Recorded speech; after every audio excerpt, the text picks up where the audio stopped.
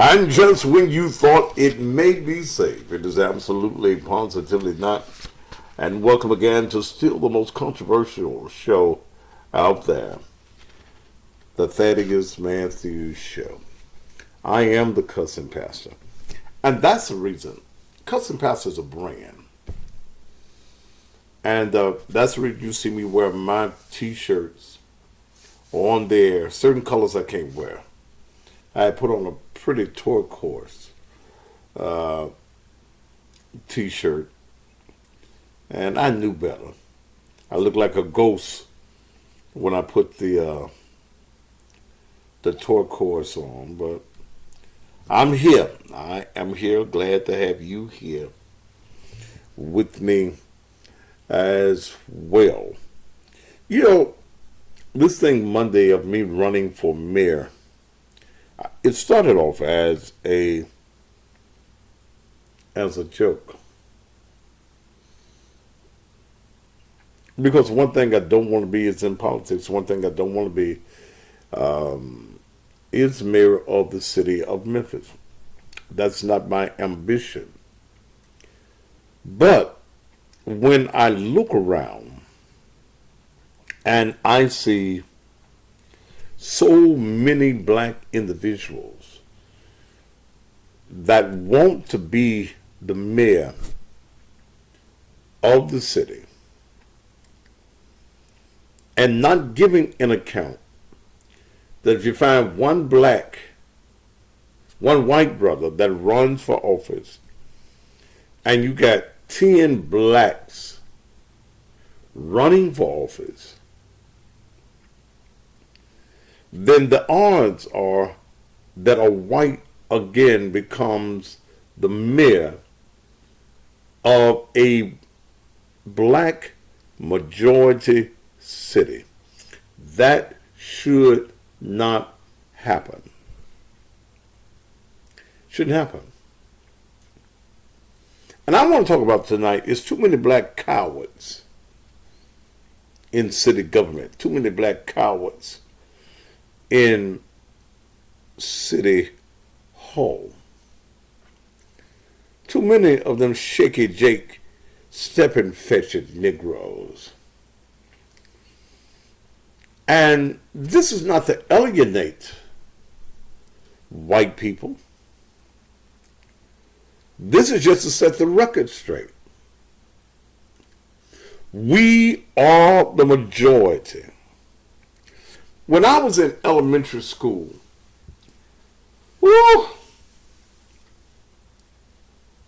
half a century or more ago, there was a cliche that was used that said majority rules. Does anybody remember that cliche beside me? Majority rules. Well, why is it that we as black folk act as though we are the minority in this city?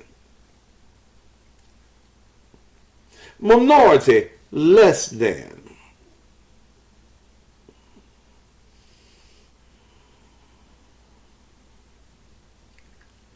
Some of these Negroes will be paid to get in the race.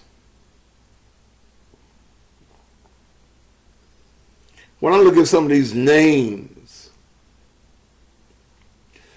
some of these folk will enter the race to be spoilers so that a white wins. So that is, why would you get in the race? You probably make 11, 12, 13, 14. To bring attention to issues that no one else is going to bring up. Because they owe favors. They've taken the white man's money.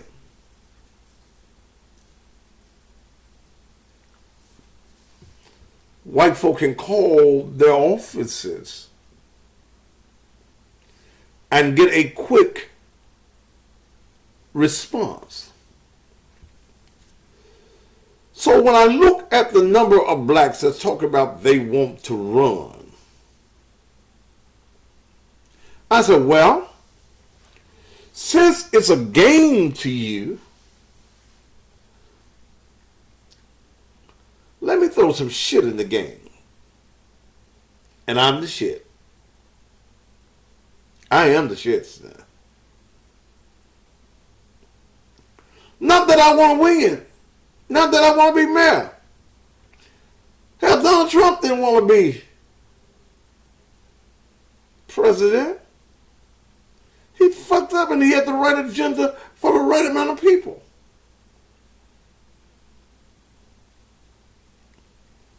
And he's the mayor. Wouldn't it be something if I fucked up and won the mayor?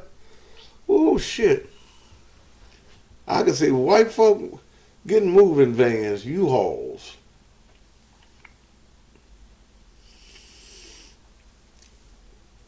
But here's my contention here. If I'm glad to step out and say I ain't gonna run. I'll be taking a pay cut.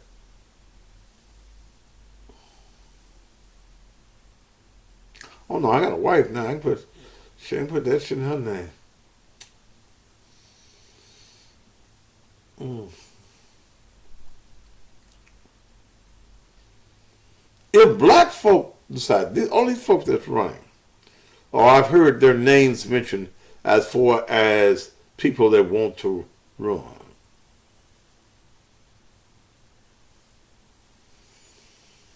If they say, look, let's come together and get one candidate.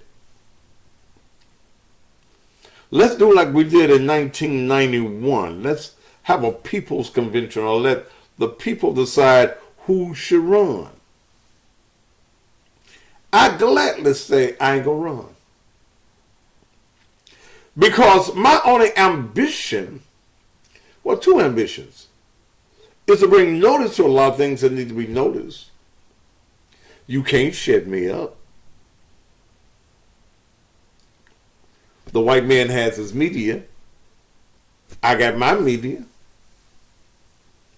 And that's the reason I want you to take down cussing pastor.live.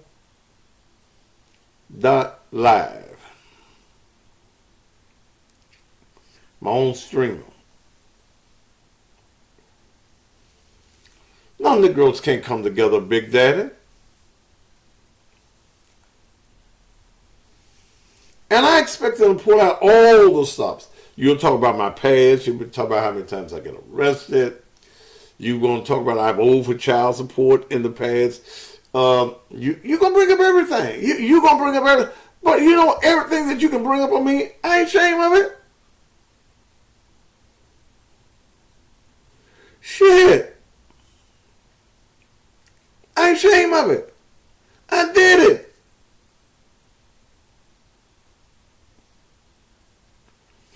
But I say woe unto that politician that comes at me. Because one of the things that I will do, and one of the things that I'm known for, is knowing other folks' business. There won't be nobody running that I won't have a file on. So when you start talking that shit about me, excuse me, who is that talking? Oh, Harold Collins. Harold, let me pull your file out.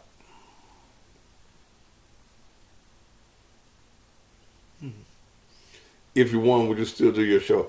Shit, more than likely, yes. This is what I do. This is what I've been doing for over 40 years. And I'm good at this shit. Am I starting to think about running? Yes, I am. It's down to 2023. 2023. For city of Memphis mayor. County mayor is next year. Let me use one of them white people's words on y'all. I'll have a dossier on everybody that's running. You can't be the mayor with that language. You a motherfucking lie, motherfucker. Yes, I can. I can set up in a meeting and not cuss a motherfucker out. But I will set up a meeting and say, oh, no, motherfuckers, we ain't gonna do this. I can't be mayor with that language. You a motherfucking lie. See, here's what you fail to understand. And the scripture says it. And the common people heard him gladly. The common people. New Chicago, Bellwater, Scutterfield, Hyde Park, New Chicago.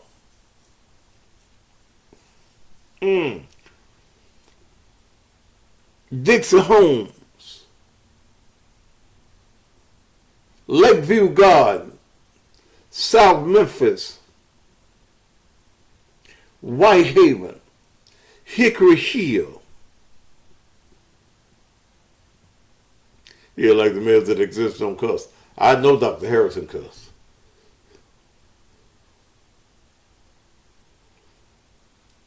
I'm quite fluent in the King's language. But I'm also fluent in the hood language.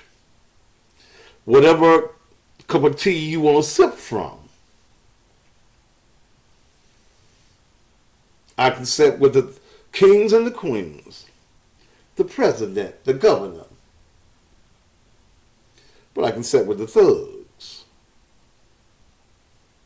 I've been a thug. There are some ills in this city that could have been eliminated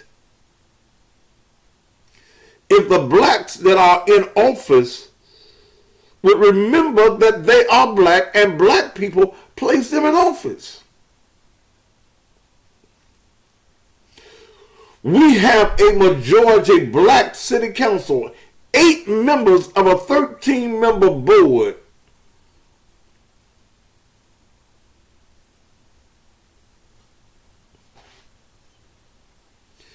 And what has it benefited us? Tell me. Maybe somebody knows what somebody don't know.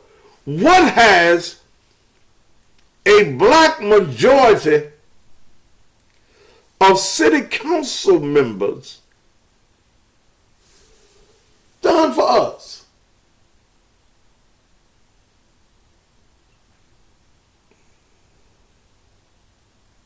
What? Come on, name me something. Come on, somebody give me something. Tell me.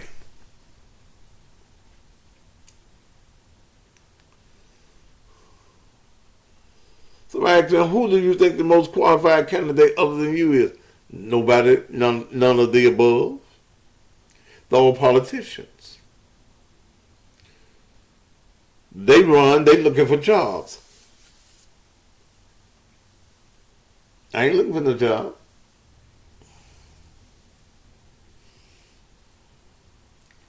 Come on, y'all, tell me something that the black politician has done that benefits black folk in this community, even though they run and they say, I'm going to fight for the black peoples.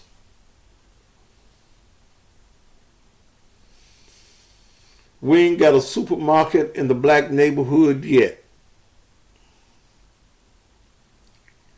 What about the infrastructure of North Memphis and South Memphis?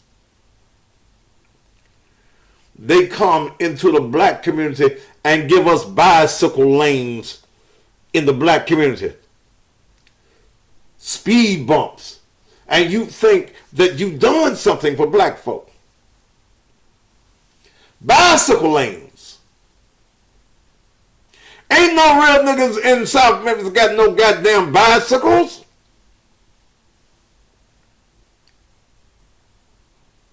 You have not created better housing for black folk.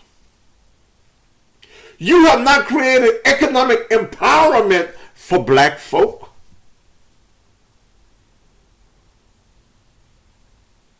So what have you done?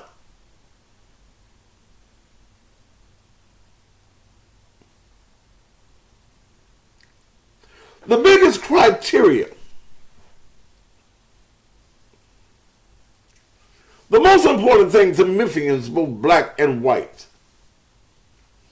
right now is crime.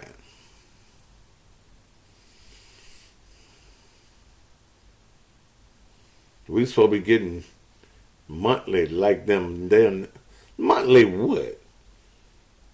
Motherfucker, ain't nobody finna give you no niggas no handouts.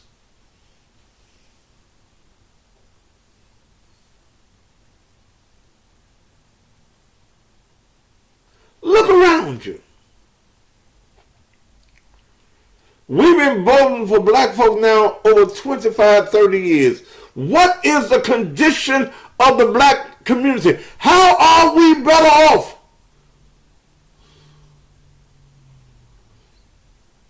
We're killing each other.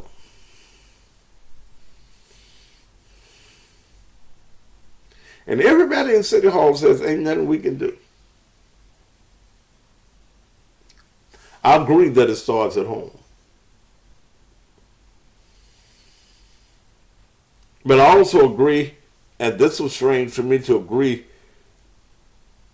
with the county general district attorney. Lock their ass up, make the bonds high, and I'm talking about violent offenders. I agree with her. Lock them up and make the bonds so high they can't get out and kill folk.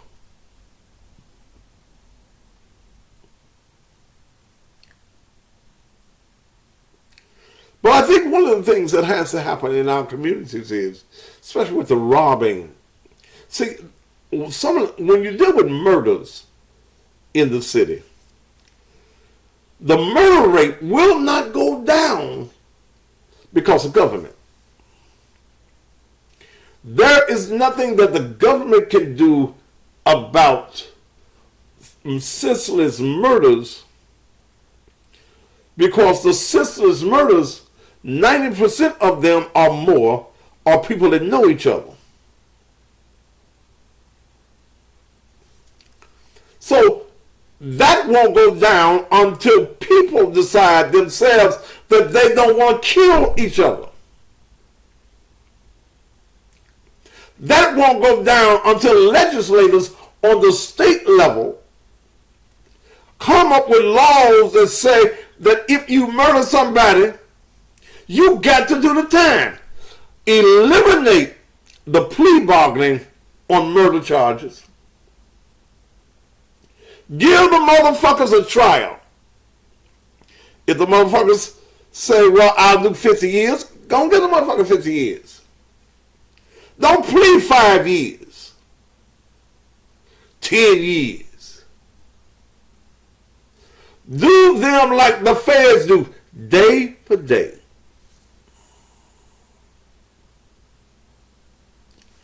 So our capitalization has got to be, when we deal with crime, the mugging, the robbing, the rapists. That's a violent crime, though. Lock his ass up. The carjackers. Folk breaking in your houses.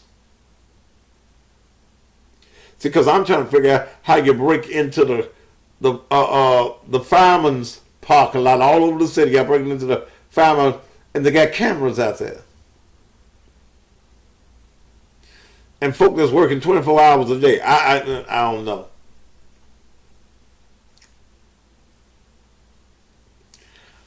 I'd say one of my goals would be community policing.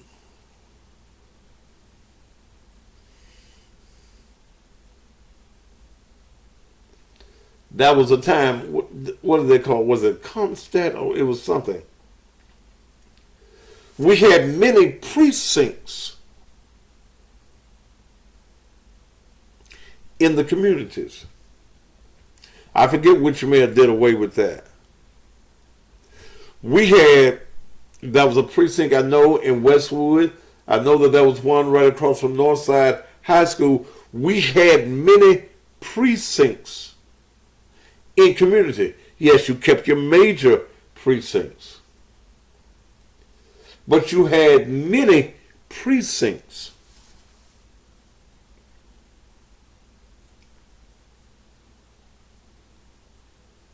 They're gone.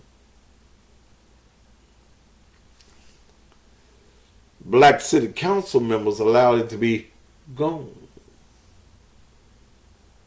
It would save money. It's gone.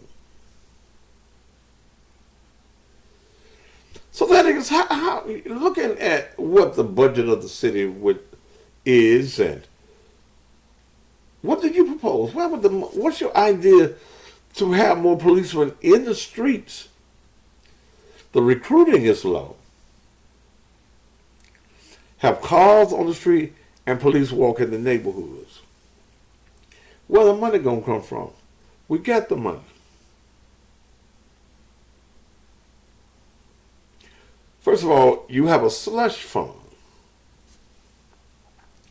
That's millions of dollars. That's first. Second of all, you've got projects that dollars have been guaranteed to build certain projects. Don't build the projects. Development. Downtown looks good enough to me. Take that money that you have proposed to spend into development and put it into the overtime and into the enforcement of the police department, so that you can have 2 and 3 police officers walking a neighborhood. Come back with the precincts in the neighborhood. Increase and empower the neighborhood associations. Have a designated number of men with walkie-talkies that not only are there to have a walkie-talkie, but they're there to support the police officers that walk the neighborhood. Have men that will be by the corner store that have the balls to say, this is going down at the corner of this, that, and the other. Have a dispatching system that makes crime in our neighborhood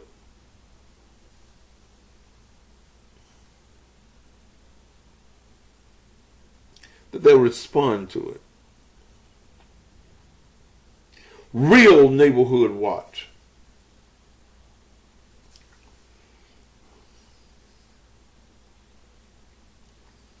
As mayor, I'd have a meeting with the district attorney general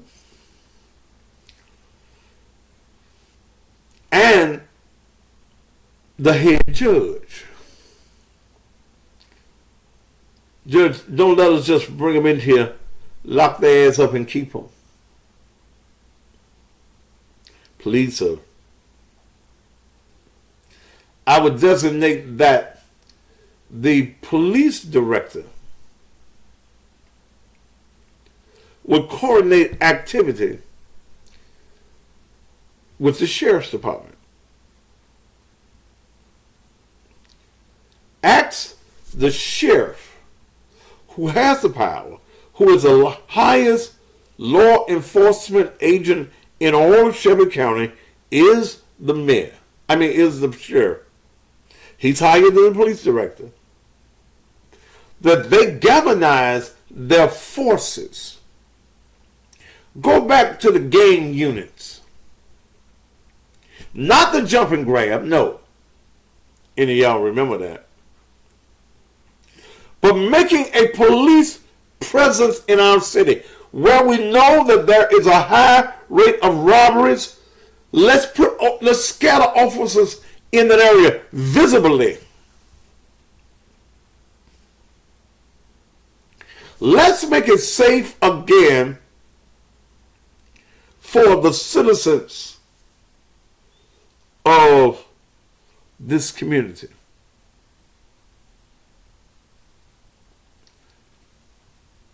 We can make it work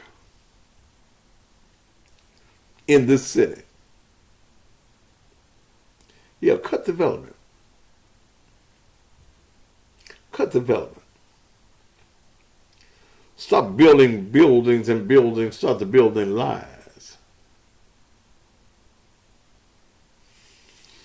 Development. Now, I want the developers' money.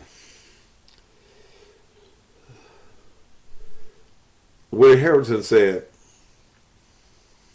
you cannot be free as long as you take the white man's money. You can't buy me.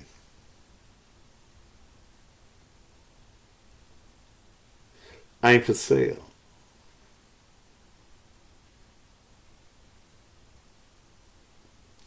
You gonna cuss and sit hard? Yep. Yep. But nothing would be built with city money that a black licensed, bonded, and experienced contractor wasn't a part of it.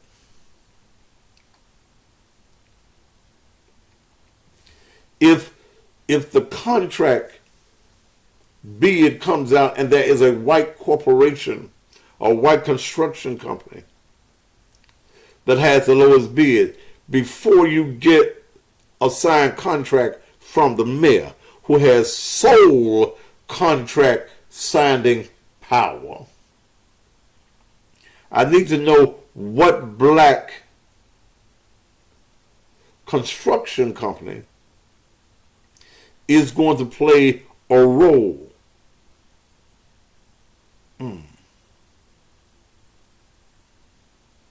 Okay. Yeah. No, Harrington was not giving his construction company all the contracts. Know what you're talking about, brother. Okay. Know what you're talking about.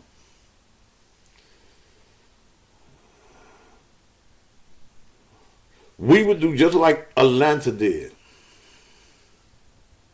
Who was it? Maynard? You can't build nothing major in Memphis and you ain't got no black participation. You can't do that. Not in a town that is majority black. Where they do that at?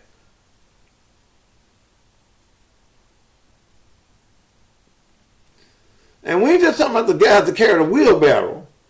We talk about some of the major dollars of any contract that goes out that uses the city of Memphis money must have. It becomes policy. It becomes mandatory.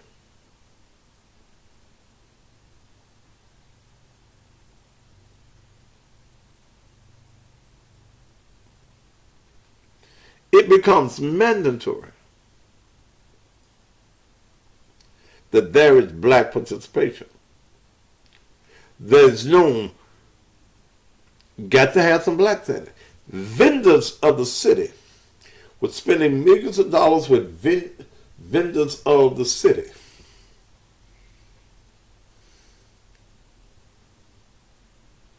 Look at how some black vendors.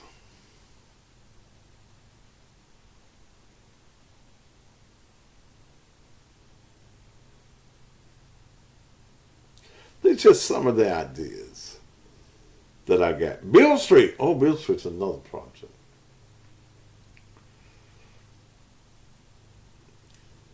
The Beale Street Development Corporation has been fighting with the city of Memphis, I know, 25 years. The city of Memphis owes Beale Street Development Company millions of dollars and have not paid them,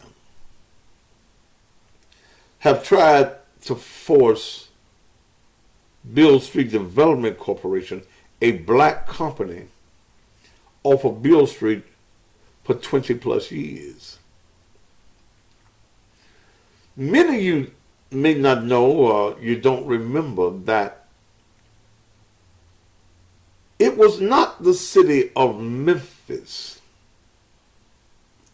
that got the money. What are my views on education? The mayor has no power over the education. So when you hear, and I'm going to stop there, let me, since somebody asked that first, the mayor ain't got no power over education. Okay? The mayor has no say-so over the education. No city council member, when they come in there talking about, we're going to make better education for our children, you don't have the power. Under the state charter, that's bullshit when you hear anybody other than school board members, and the only power that a school board member has is to hire and fire the superintendent and approve the budget. That's the only power that they have. School board members' policy, hiring and firing the superintendent. But you can't tell the superintendent how to educate. You can't tell teachers. So my view would not be on education, because there's nothing as the mayor of the city you can do about the education. The funds that we put in are approved, and we can't change them. We can go up on them, on the money that is given, but we can't decrease. That's under state charter. We can't decrease the money that we're going to give. So when y'all hear these city council people and all these other folk talking about what they're going to do for education, they bullshitting and politicking, because they have absolute no power when it comes to the education. In fact, it is a violation for any other entity to interfere with the day-to-day operation of the school system. School board can't even tell the superintendent what to do. Okay. So I just want to get it, because you'll hear people that are campaigning for office talk about what they're going to do for education, and they can't. That's state charter. They can't do anything. Now let me go back to Beale Street. Randall Catron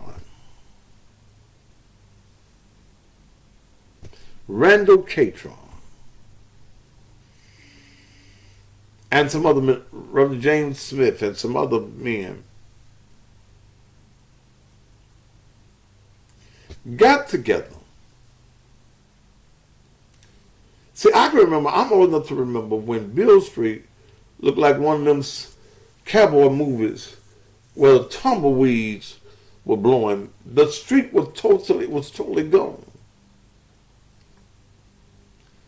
There was nothing.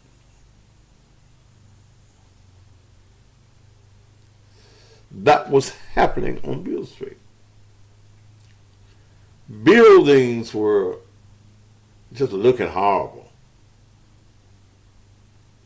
Randall Catron and some others got together and formulated the Beale Street Development Corporation. They wanted to revitalize Beale Street. They went to the then mayor of the city, a guy by the name of Wyatt Chandler.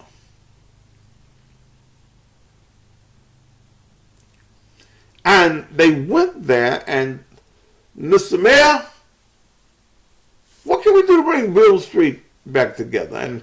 And Wyatt Chandler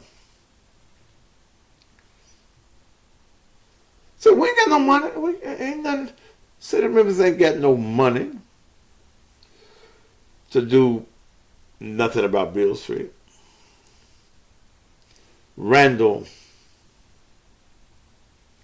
and some other, and the others of the Beale Street organization said,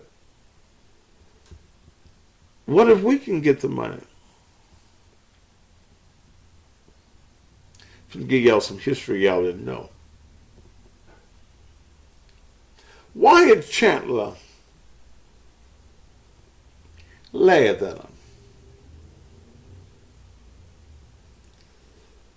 And we're talking about, early 70s. These niggas ain't gonna be able to come up with no money to do Beale Street.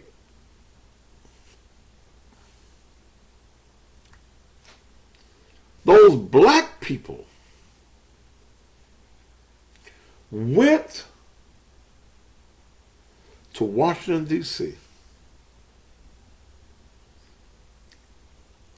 Those black people got $23 million to revitalize Beale Street. But because the city of Memphis owned the property, they had to become partners with the city of Memphis. Ms. Catron, I don't know whether you're on the page or not, but I think that they got the master leases of all of the property, all of the buildings on Beale Street for 50 years. Now, when they came back, Wyatt Chandler was fucked up. Well, these niggas somewhere got $23 million.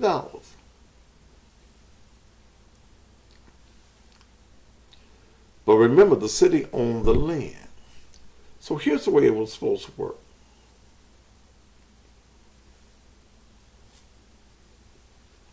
It was supposed to work where Beale Street Development Corporation was to be the managers of Beale Street. Wyatt Chandler wasn't going to let no niggas be able to know $23 million. So Wyatt Chandler had a clerk in his office. White boy. By the name of John Oakington. John Elkerton was put in charge of the management of Beale Street. And after all of the expenses, Beale Street, the Development Corporation, was supposed to get X number of dollars per month.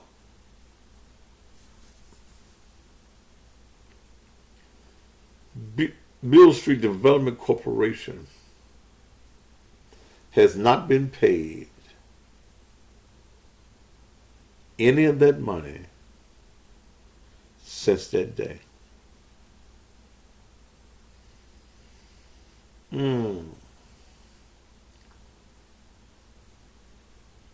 Lawsuit after lawsuit. Beale Street Development even had a white lawyer that they found out later on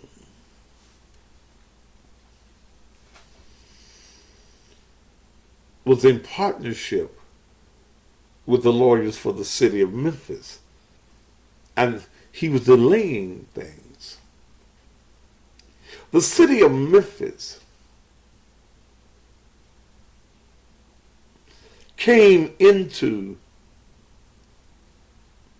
the new Daisy Theater that is owned by Beale Street Development Corporation, and their office is upstairs. They sent code enforcement into the building to look at every plug, everything, to try to shut them down. Ricky Pete, who has went to prison 2 times for taking money, was the head of the black, well, he was a black head of the Beale Street Merchant. He was also a city councilman at that time. Nobody black fought for Beale Street. Randall Catron, the old days, that's what I'm screwing, not the new days, the old days. Thank you for the correction. Randall Catron was a friend of mine. I've been knowing Randall since I was a young boy.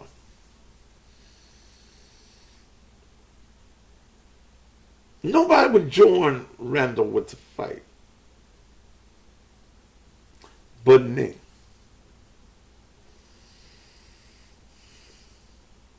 Barry Calhoun does not play no role in Beale Street. I'm gonna give you the story.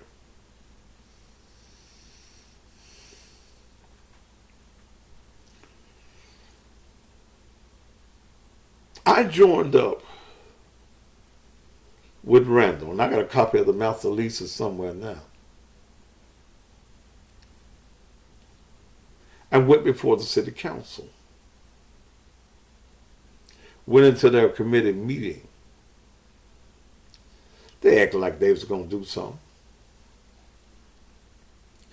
But they didn't. Let me show you how much authority that the Beale Street the Beale Street Development Corporation has. You see that FedEx Forum that's down there on Beale Street? It could not be built. Listen to me. It could not be built. The Westin Hotel could not be built without the signature of Randall Catron. I told Randall them motherfuckers wouldn't get a goddamn dime until I got my money. He's better than me. But Randall Catron had to sign off so that the FedEx Forum that's there now exists.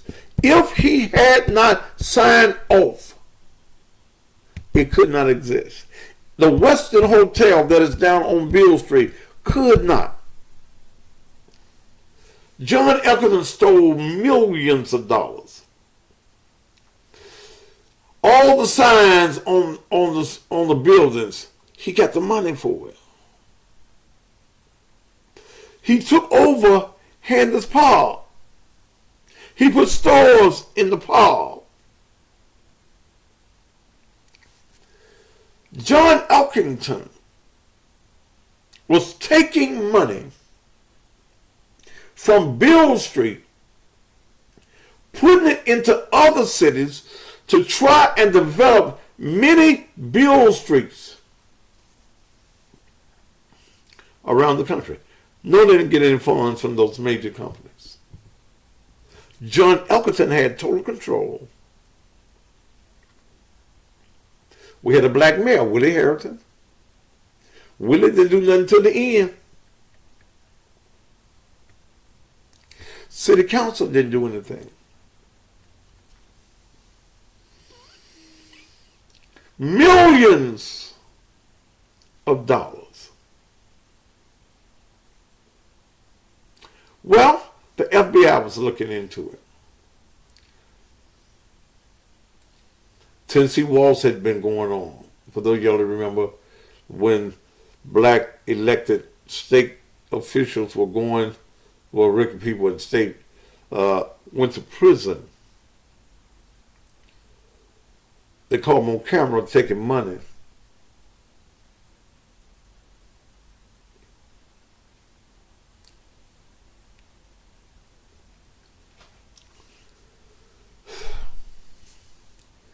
So when Harrington leaves office,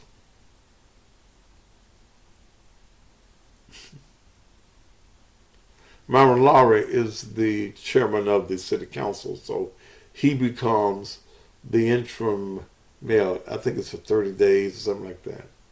Well, that was an investigation. Before Harrington left office, Attorney Ricky Wilkins, Catherine Bowers didn't do shit either, so I don't know what you're talking about. Rest in peace. She didn't do shit. See, I'm talking about folk I know. Ricky Wilkins had found where all the missing money was. That was an investigation of Beale Street going on.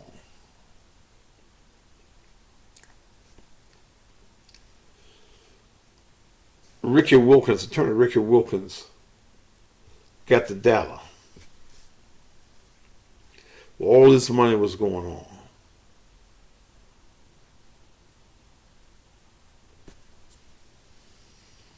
So when Myron Lowry becomes city mayor, Randall was ready in. Beale Street was ready to go to court. We finna get our monies now. Myron Lowry, his black ass stopped the investigation. Did y'all hear me? This is what I'm talking about when I'm talking about cowards, black cowards in City Hall. He stopped the investigation. Everything was dead in the water. Not only did it stop the investigation, A.C. Warden became the mayor of the city.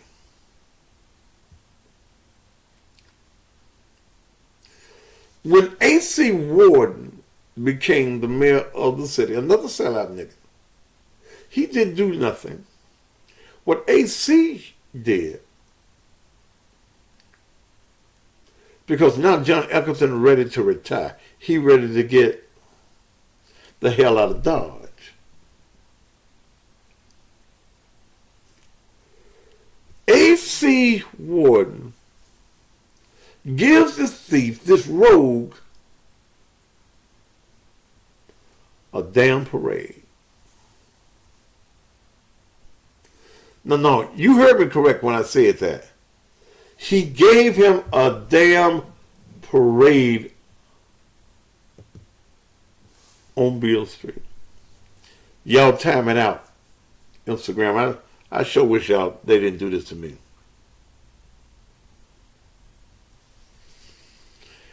They gave the white man a parade down Beale Street. Sat in the car, waving his hands. Hey, niggas! Hey! Hey, good you know, you been a good nigga. Hey! Hey!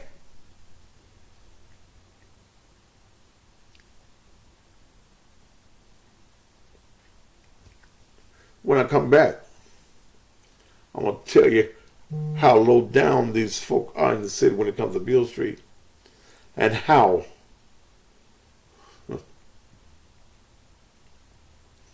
they forged a man on his deathbed in a coma. They forged his signature as though he was giving up Beale Street.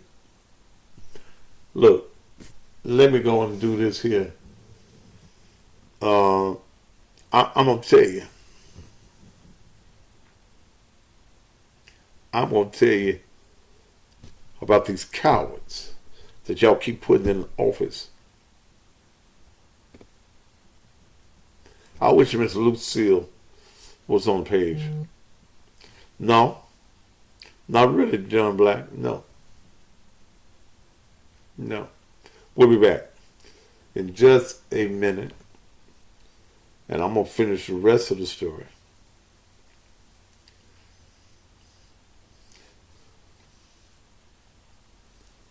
All right.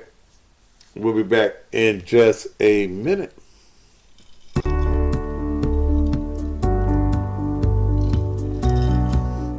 Whether you live in Memphis or anywhere in the country, security is an important feature.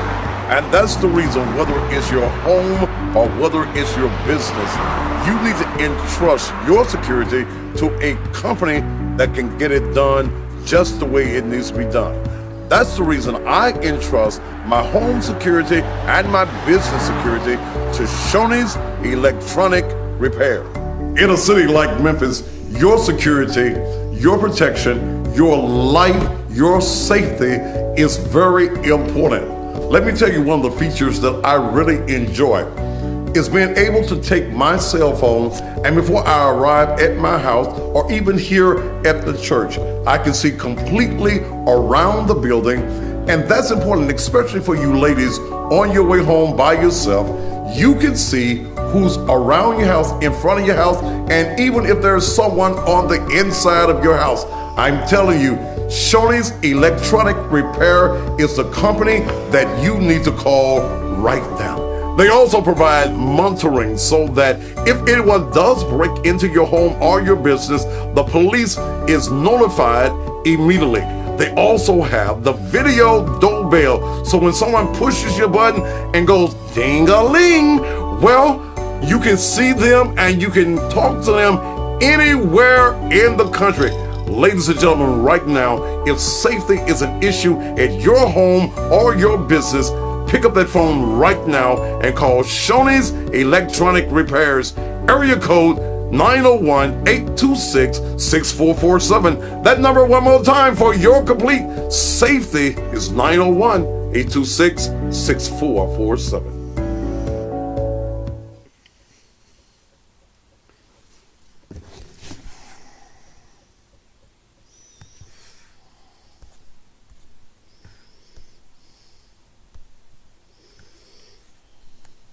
All right, I'm back. Let me text Miss Lucille, because knowing she on the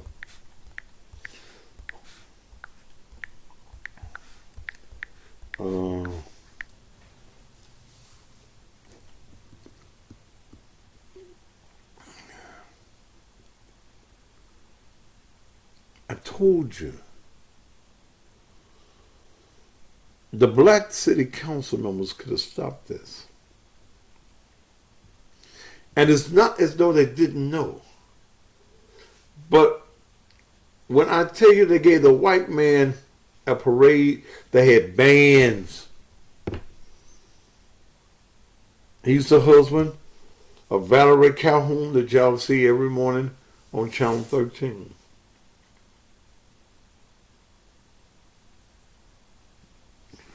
Let me see if I can call her, because I want her to tell you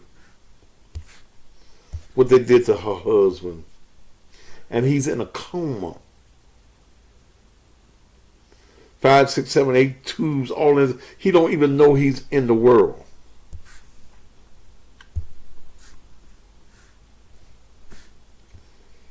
Because I haven't seen her on the page.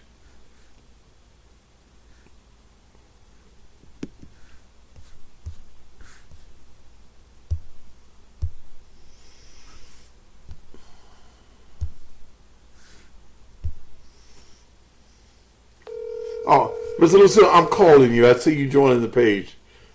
I'm calling you right now. Hello, Mr. Thaddeus. Hey, Ms. Lucille, how you doing? Fine, how you doing, sir? I've been talking about Beale Street tonight. Yes, sir. And I've been talking about all of the things that happen on Beale Street. But that's a part I want you to tell that I don't want to have to be the one, because somebody ain't gonna believe me when I say that somebody forged your husband's signature and he's in a coma. Yes, sir. Will you tell the people the story of how that happened? Well, my husband got sick in the latter part of 2014. Diabetic, so they amputated toes. They amputated his leg. He never really recovered from that. And the city of Memphis, February the 3rd of 2015. That day, now mind you, my husband had been in the hospital prior to that. Just got out of the hospital that Sunday, and had to rush him back by ambulance to the hospital on February the 3rd. My husband did not know his own name. Okay. My husband could barely breathe. On that day, the same day, the city of Memphis, while my husband is in a coma at Methodist Central, said that my husband signed a document giving away the master lease to Beale Street, giving it back to the city of Memphis. Now, mind you, I have pictures, tubes everywhere. My husband was actually on his deathbed. They did not expect him to live. He lived a little longer, but it was downhill from that, totally downhill. But they say that he signed that document the same day he was in a coma. And I am in the courts right now, Chancery Court, and having to prove with all the documentation, the ambulance, their report, that he was not able to even sign his own name when they rushed him to the hospital. His doctors signed documents to show that my husband was not in a mental nor physical condition to have signed the documents. But yet I am having to pay an attorney thousands of dollars to prove. I had to hire a forensic writing specialist to prove that is not my husband's signature. The city of Memphis, they know it's not my husband's signature. A.C. Warden was the former attorney for our corporation. He was then mayor. No, that is not my husband's signature. But they are standing on that lie, Mr. Thaddeus, that my husband, while in a coma, signed that document. You know, and I just wanted you to tell it, because that was going to be a surprise that my mind wasn't going to remember. But, you know, the citizens of Memphis need to know that if the black leadership in this city, and they all know, Mr. Thaddeus. Yes. They know. I've told them. I have sent them all 8 council members. They all know, the African Americans know. And then Montavious Jones, I don't mean no harm, but he had the audacity to ask me that, how long did he live after that? How long did he live after what? How long did he live after that document? He asked me that, Mr. Thaddeus. What time did he have to go to the hospital? I'm saying my husband was on his deathbed. On his deathbed, Mr. Thaddeus. Well, you know, I know. And he asked me that. He asked me that, and they have done absolutely nothing. And they know my cries. They know I have put my heart, soul, and the entire story on the table and documentation to back me up, Mr. Thaddeus. I mean, from A to Z. And they have ignored me.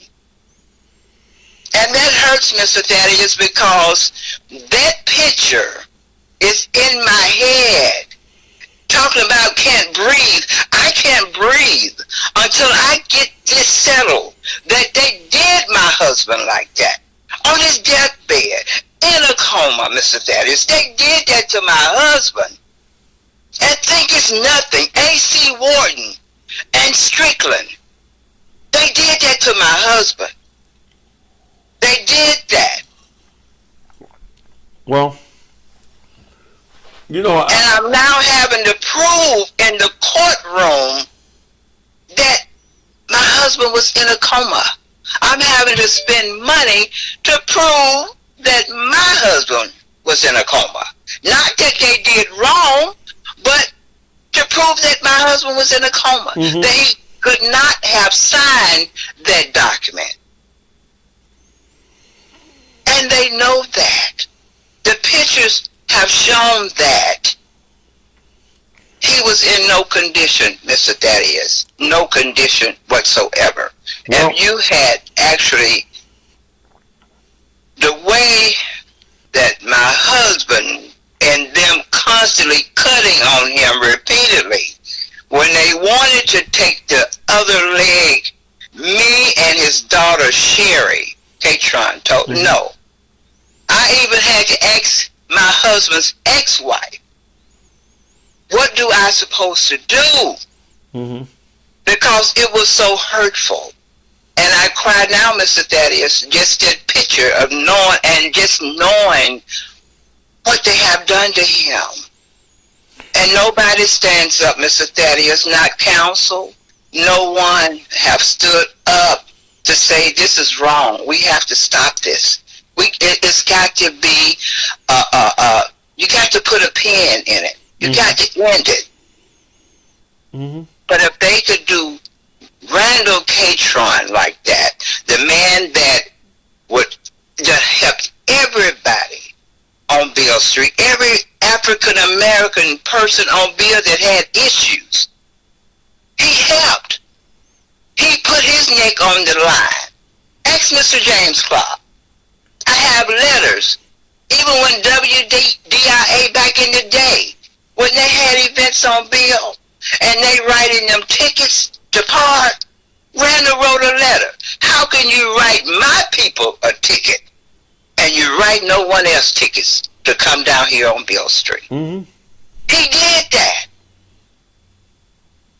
And yet, with all our works in that $23 million, our people, see, that's what harms me. Our people, they plant that seed that we was beggars on Beale, and Beale would not exist without us. But our people believed it. What they doing on Beale? They beggars on Beale. No, Beale would not exist without our $23 million. Today's dollars, that's over $230 million, Mr. Thaddeus. And today, Beale Street grosses over $50 million. That's above the table each and every year because of our works. Our men going out there begging, soliciting for money to redevelop Beale. You know, even when you all were trying to, I know what they did with the code enforcement. They tried to shut you down. Yes, sir. Then they wouldn't they wouldn't give you a liquor license on. No, sir. For 2 years, wasn't it? It was longer than that. Liquor nor beer. And we never understood why we can't get licensed to sell so we could pay the bills. Only when we threatened a lawsuit is when we found out that it was a red flag. Anytime we applied for something down there on Beale, such as the beer license, such as the liquor license, we had a red flag to be denied. We was denied for years, Mr. Thaddeus. How many millions of dollars does the city of Memphis owe Beale Street Development Corporation? We in court because that's not what all we ask for. Okay. See, many don't understand that Beale Street Development Corporation, our mission was to create an equal playing field for African Americans in this city. Mhm. We had the power not only for FedEx Forum, it would not be there. We had Peabody. That garage would not be there, Yeah. Mr. Thaddeus. Right. We had the power to go to that bank and say if Mr. Thaddeus wanted to open him a business, or if Mr. Thaddeus wanted a seat at the table, and Mr. Thaddeus had the business mind to do so, we was going to go to that bank and sign for you. Okay. We did for Benchmark Hotel, which was black. We did for Tri-State Bank, which is black. We could go and sign with just our signature to say Mr. Thaddeus got a business plan. Was Benchmark considered a part of Bill Street? No. It was, we had not only Bill, we had the surrounding areas of Memphis, Tennessee. So we was just not limited to Bill. We could have came to South Memphis and Mr. Thaddeus said, well, I want to open up me a business.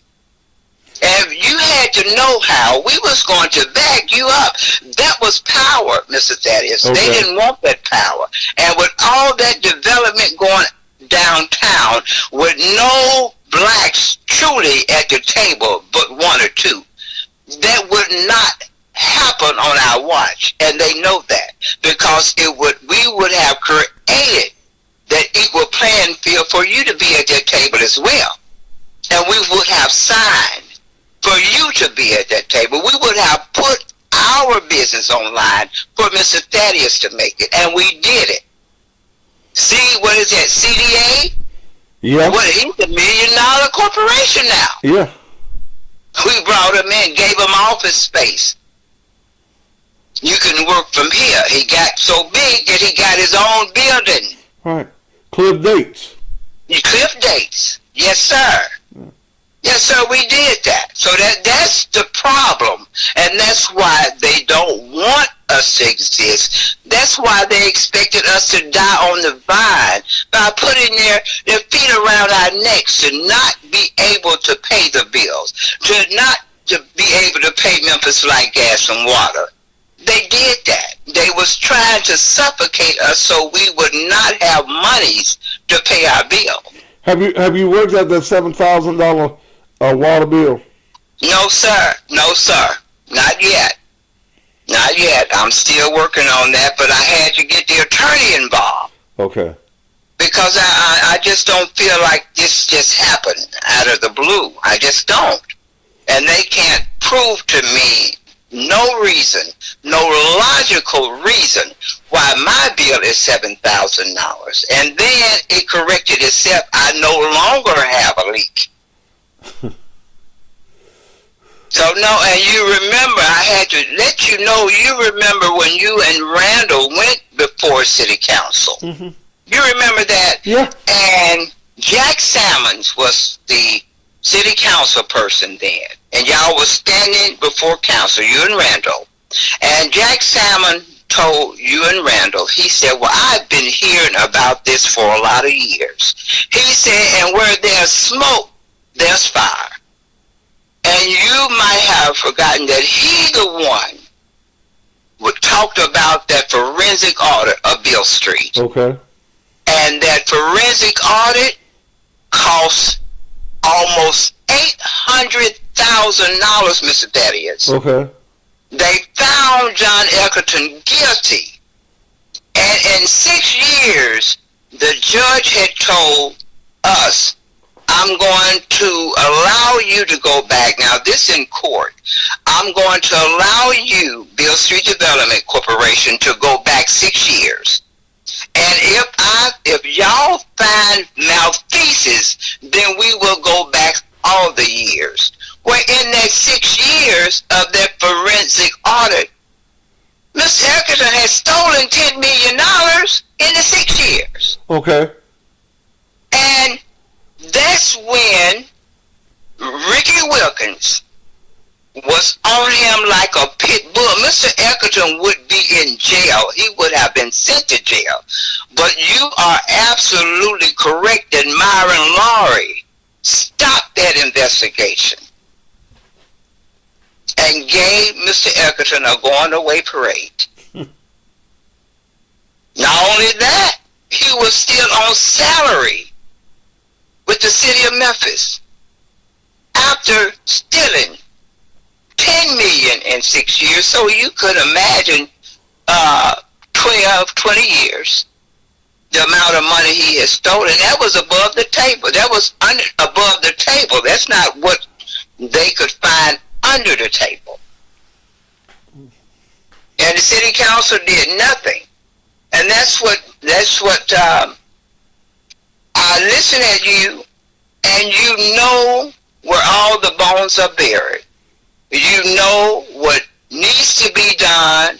You know with the city of Memphis and all the developments, and blacks not getting their fair share of anything in the city.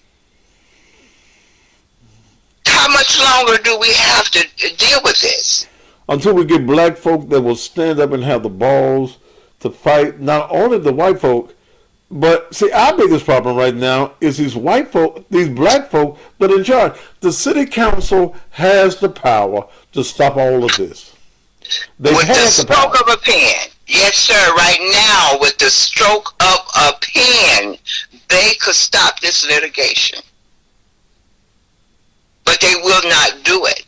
And make me understand why. Why because you want somebody else. You don't want for us to partnership with anyone, because we could do that. But you want to take all our teeth out of our contract and give it to someone else and say, "Shoot fly, Beale Street Development Corporation. We don't want you. We don't want you. You're too black. You're too black." But we work down there on Beale with everybody, and it's not with the people. I'm like you. All whites are not bad, because that Tierney fella, he was working behind the scenes. Some people dislike what is happening to us on Beale. Mm-hmm. And anybody that's in charge, they know what's going on. But many don't want to speak out. And many know that it's a lot when you're talking about Beale Street. But at the same time, Beale Street would not exist. They don't think that black people have the intelligence to run a Beale Street. But yet, we have, without any money per that master lease contract, we have managed to put, I know, well over $1 million on Beale Street, working day and night. Mm-hmm. That Daisy was just a shell. But now it's one of the finest building, if not the finest building on Beale Street. Yeah. That just didn't happen overnight, Mr. Thaddeus. Right. We still existing without any money that the city supposed to have paid us. And until Beale Street made its first dollar, the city of Memphis, per the federal government, you are to take care of them. And when money is on Beale Street, then this is what you have to give them per month so they can survive, because they are the one that caused the redevelopment of Beale Street. City, you gonna take care of them. What did the city do? Just like they did, saying my husband gave it back. Just gave it back to them. Signed the document while in a coma. You know, I've seen that picture, Miss Lucille.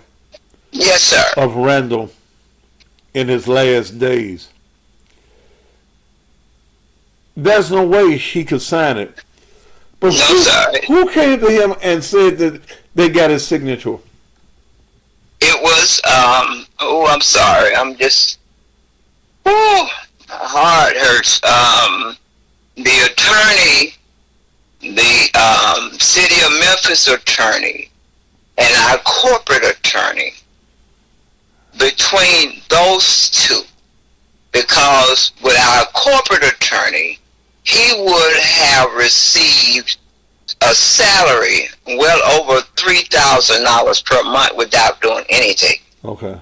And when Randall got sick, they felt like they could orchestrate this scheme because of greed. And so both of the attorneys got together. Quite frankly, I asked, how did you, City of Memphis, get this document? Uh-huh. I have yet to find out, but in court, somebody must tell the truth. And truth is on our side, Mr. Thaddeus.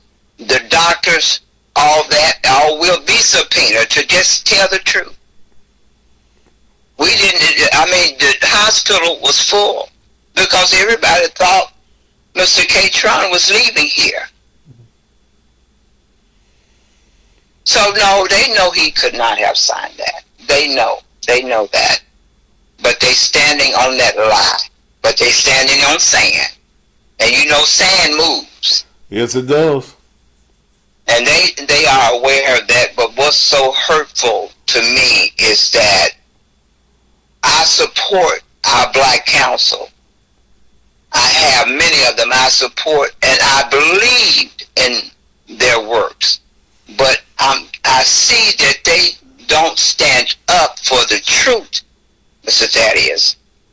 And if it had been their dad or their husband, they would feel the same as I feel, and they would fight. So no, it's no one speaks up down there about the truth, and they're Strickland walking around like, okay, well, we'll deal with it in court. It should not have gotten that far, Mr. Thaddeus, after they found out the truth. It should not. I wouldn't have done a dog the way that they did my husband. I would not. And I don't have my publicly saying I don't know how former Mayor A.C. Warden sleeps at night, because one thing for certain, and I'm a believer, Mr. Thaddeus, one thing for certain, God's wrath is powerful.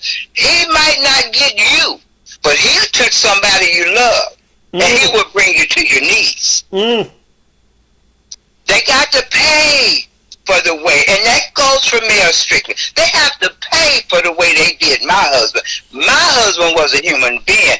My husband walked with Dr. King. He quit his job, and I have pictures to show. He quit his job to travel with Dr. King. He put his life on the line for our people, and you mean those 8 black council won't stand up for him? When he put his life on the line, he jumped in live water to save Dr. King's life. All those men told Dr. King, no, you can't jump in this water, but we will. They jumped in that water in Kansas City, Missouri, because they didn't want our black children to swim in that water. So they put it with a lie, laced it with a lie when they knew Dr. King was coming to town. And those men jumped in that water. My husband was to wake up crying in the middle of the night, and I'm not understanding the horrors that he had to deal with traveling with Dr. King. And you mean they can't stand up for him? And all the battles he done fought on Beale Street? Oh, no. Yeah, my heart hurts.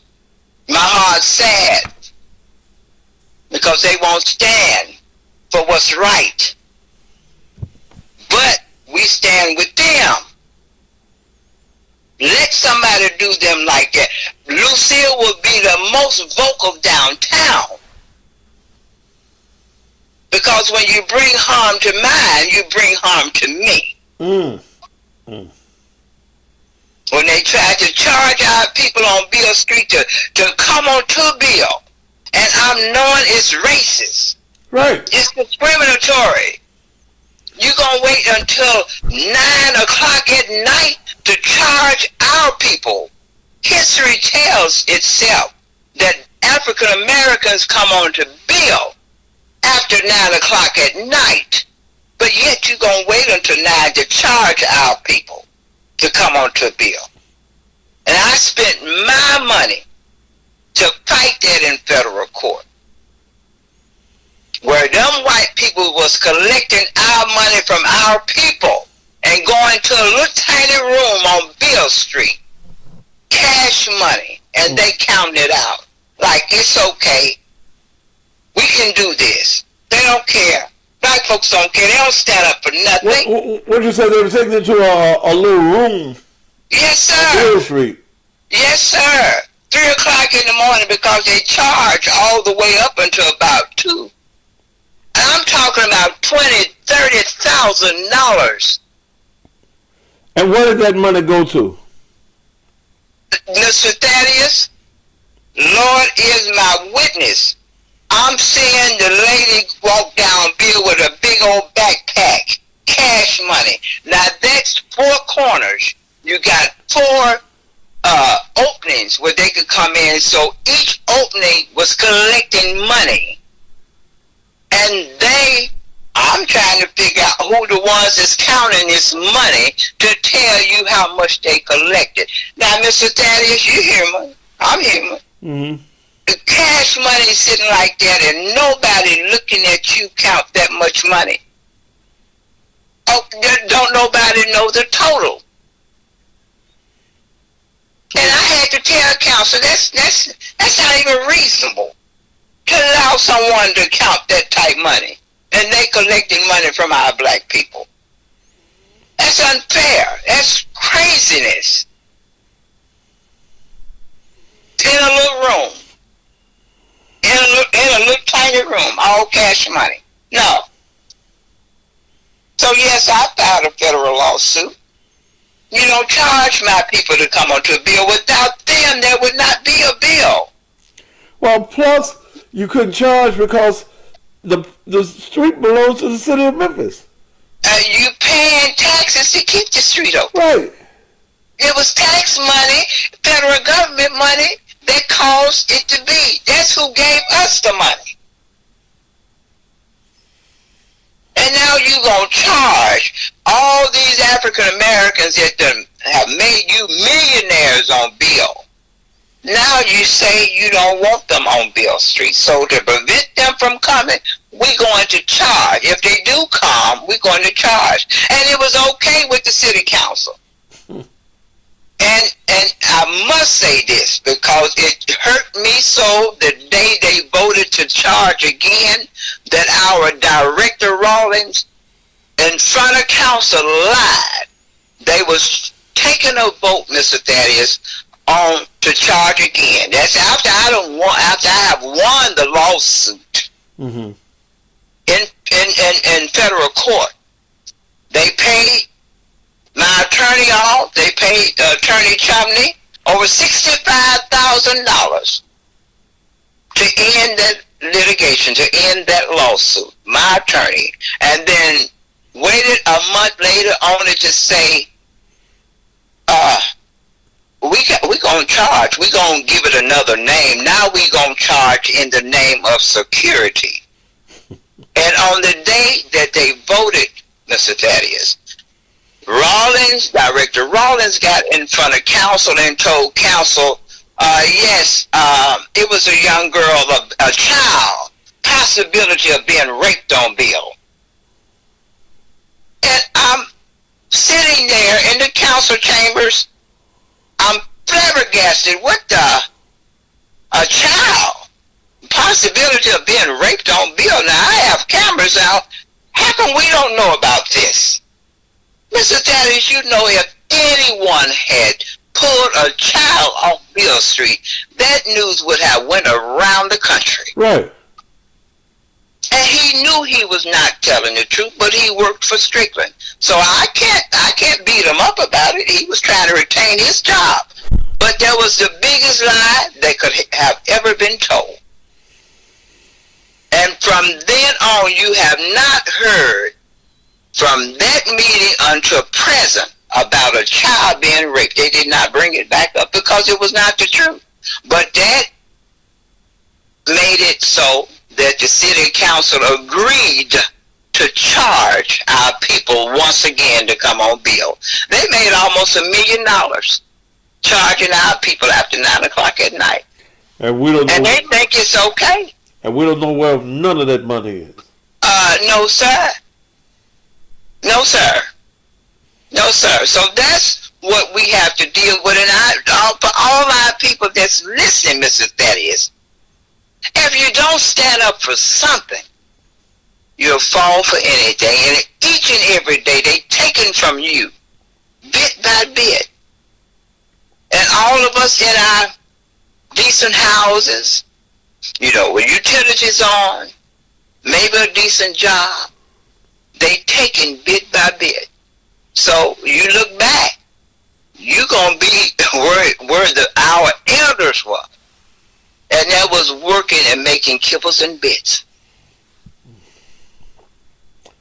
Well, it's time to wake up, and it's time to stand up, Mr. Thaddeus. It's your time. Ms. Lucille, this idea of me running for mayor at first was just a novelty idea. Yes, sir. I don't want to be no mayor of Memphis, but somebody's going to have to stand up and say the things that need to be said. Yes, sir. And do the things that need to be done. Because if I was mayor, first day, your Beale Street problem would go away. And I truly believe that, Mr. Thaddeus. I truly believe that. See, I know the struggle that Randall had. And many days when I had the radio station downtown, yes, sir, Randall would come by and we sat for hours and talk about how he was being treated on Beale Street, how Ricky Pete was turning the other head, how all of our black leaderships act like they didn't know what was going on. Yes, sir. And there is no benefit in having black leadership if we can't solve black issues. That's yes, sir. Yes, sir. Yes, sir. And you would create that change. See, one thing that everybody know that's listening, that you're not afraid. And it's not that anyone hates white people. We don't hate white people. I think fairness should be across the board. Okay. As they do for their people, we should do for our people. Right. Our people. But what they do, they buy our people. When they running for office, they having these events at the big home of the developers. They money coming from the developers. And that's the mistake. And I know they want to retain their seats. I know that. So we got to find a better way, Mr. Thaddeus, because our people don't have a voice on council. We don't have a voice. I be there at those council meetings before the pandemic. And yes, we need real change. And one thing they know about you, they know you would create real change. And if people see that you're speaking up and speaking out and not being unfair, believe me, they'll come on board just like they did in Atlanta. When that mayor said, no developments until you put some black people, diversity, inclusion, because without black people being involved, it's not going to happen. And what did they do? They realized they was not going to develop anything, build anything without black inclusion. And now look at Atlanta. Yeah. Look at Atlanta. And so we could do the same here if they stand up. They talk about it. They talk about it, but with all these Fortune 500 companies here in the city, and it's documented, I think we have two that's head of all these corporations in the city of Memphis. Something wrong with that picture, Mr. Thaddeus. How many black businesses do Street? We have only 4. On day, the biggest day on Beale Street, people coming from all parts of the Mid-South. Do you know that the city of Memphis, I'm calling council, they blocked us off where we could make $10. Thousands on Bill Street. Thousands. Nothing was said, nothing was done.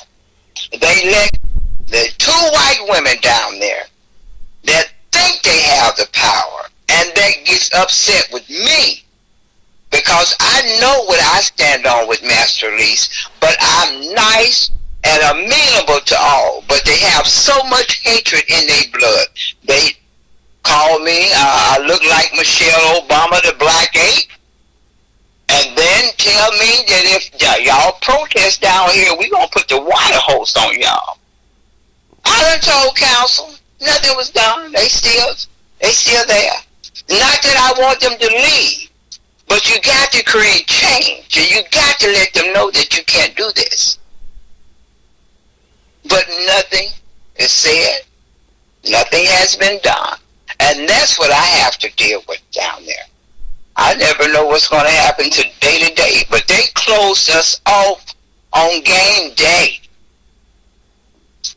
You couldn't come over here to Bill Street? They had us blocked off. When the people walked into Bill, they was walking toward Alfred's. They didn't have anything. All the media was in the center about Sippy Sullivan and Alfred. They took the tiger, the big tiger, that that really cut Bill Street off. And then with one of those huge trucks, they had us blocked off. Oh, I got pictures of it. I got pictures of all of it. I couldn't, with thousands of people. I got my camera and walked down there, Mr. Thaddeus, just a video. People was all on poles. They was all in the restaurant. Thousands on the street. I made $7, $7 or $10 that day. Thousands on Bill Street. Thousands. They blocked us off. But what could I do? I called council. Nothing really could be done because they waited until that day to do it. And so I learned to keep it moving. I don't hold hatred in my heart like they do. Some of them really have hatred for African Americans. Council know that. At Berlin Board, we was preaching to Berlin Board. Me and Burnell Smith, bless his soul, that was my friend, Mr. Thaddeus on Bill, yeah. Because we attended council meetings together. He was fighting with me.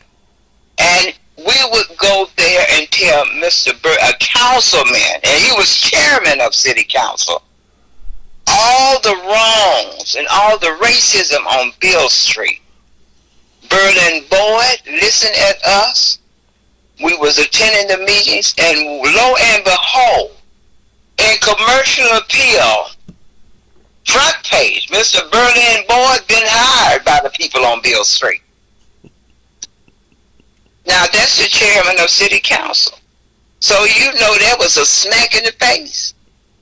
So how do we stand a chance, Mr. Thaddeus, when they sell us out like that? Yeah. How do we stand a chance?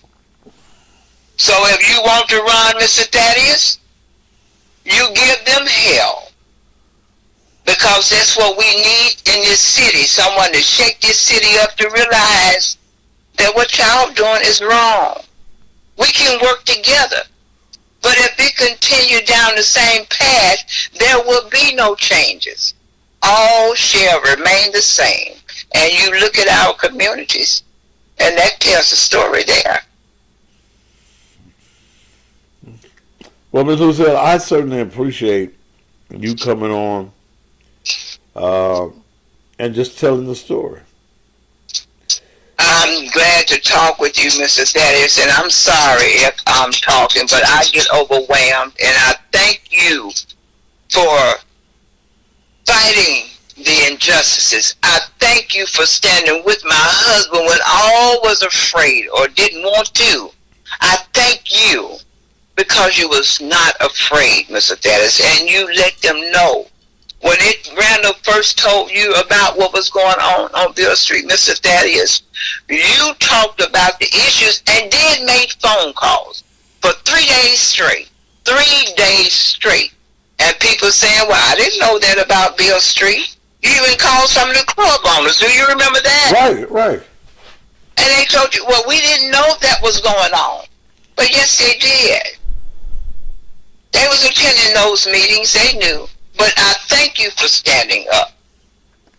Not only for Bill Street, but for the other issues that's going on in this city. And I know if I appreciate what you're doing, oh, there's thousands more. They might be afraid to call, and they might not say anything. But yeah, you know, because when they go behind and vote, see, don't nobody know who you're voting for. Okay. And people are tired in this city. And not just me, the young are tired. You talking about shooting? Okay. It's no opportunity for them. They're going to take it.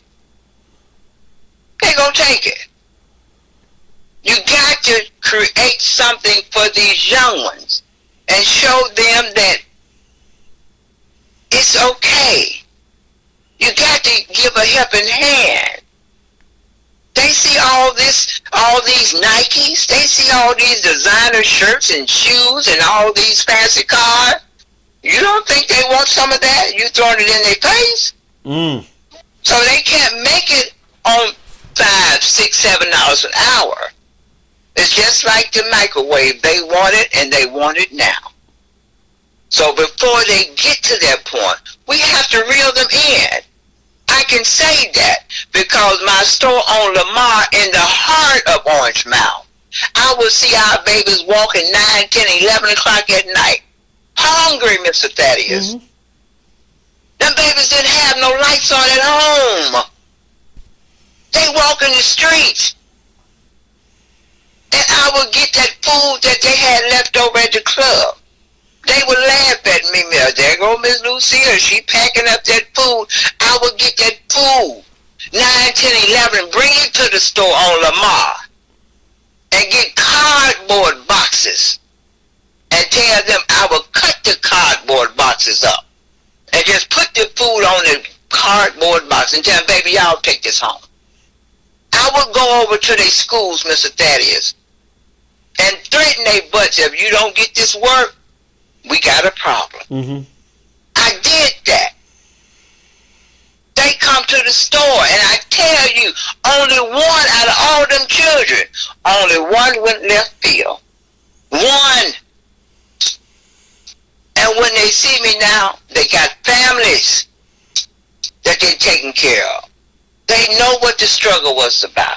And it's, hey, Miss Lucille, much respect. They gonna give respect if you give them respect, Mr. Thaddeus. But if you treat them like animals, that's what you gonna get. That's what we get now. Because it's like they don't have no hope. So we got to do better. All the communities, they closed. They don't have no, where our babies going? But on the streets. They don't have no place to go like we had to the community center. That's what we did. They don't have that. They don't have that, Mr. Thaddeus. So look at what we're getting now. They're a key at the drop of a dime, not because they hate you. It's because they feel like they need. And somebody got to finish that need. So yeah, and then they got guns. You have to ask yourself where all the guns coming from. Where are all these guns coming from? We don't make any. We don't own any warehouses of guns. Where the babies getting these guns from? No, that's your mindset. And we got to do better about our babies. We just have to do better. We got to do better. Got to do better. So I know I'm on the road, Mr. Thaddeus, but I'm just passionate about the way They did my husband. I'm passionate about our communities and our babies. You know, and we think it's okay. No, it's not okay. They bad because you got to ask why they bad. You know, you got to ask. Some of these babies don't even have a decent bed to sleep in. That's why I say you have to create an equal playing field where we can have our own. I put their little butts to work up there on the mall. Okay. Now you finna come clean up this store. You talking about some money?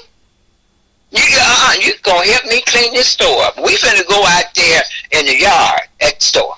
I kept them busy. And so that's what they need. That's what they don't have structure. No, they don't have no structure. No, they don't have no structure, but their mom and daddy don't. Okay, they don't. Their mom and daddy doesn't have any. So what do? We, you know, even where I stay at, it's Miss Lucille. Even my mother that passed away at 91, they called her Mama, Mr. Thaddeus. And when they would pass her house in the heart of Orange Mound, if they was cussing or acting crazy walking down the street, they get close to my mom's house and say, y'all stop. Now, Miss Lucille, if I run, yes, sir. If I run, I gotta have you on my committee. Yes, sir. Okay. Yes, sir. Yes, sir. And I hope you're serious about running. I mean, I wasn't at first, but I the more I talk about it, the more I think about it. It's somebody got to do it. When I look at all these 8 names of 10 names of people, black folk that's running, and even if I don't win, I can bring the right conversations up, and they can't shut me up. And I know that they will come at me with everything that they get. But I'm so glad that I have talked enough about my past myself, unless it's something I don't forget. And if it's something that I don't forget, because I did so much, then hell, I ain't ashamed. Well, and the people that are running, that will be voting, they've all did something. They've all did something. And I ain't hard up for no money. I ain't running for no money. I don't even want the office. But we've got to have somebody that is black that will stand up for black folk. That ain't telling white folk we don't want you. You can't be a part. But we are a majority black city, and majority must rule.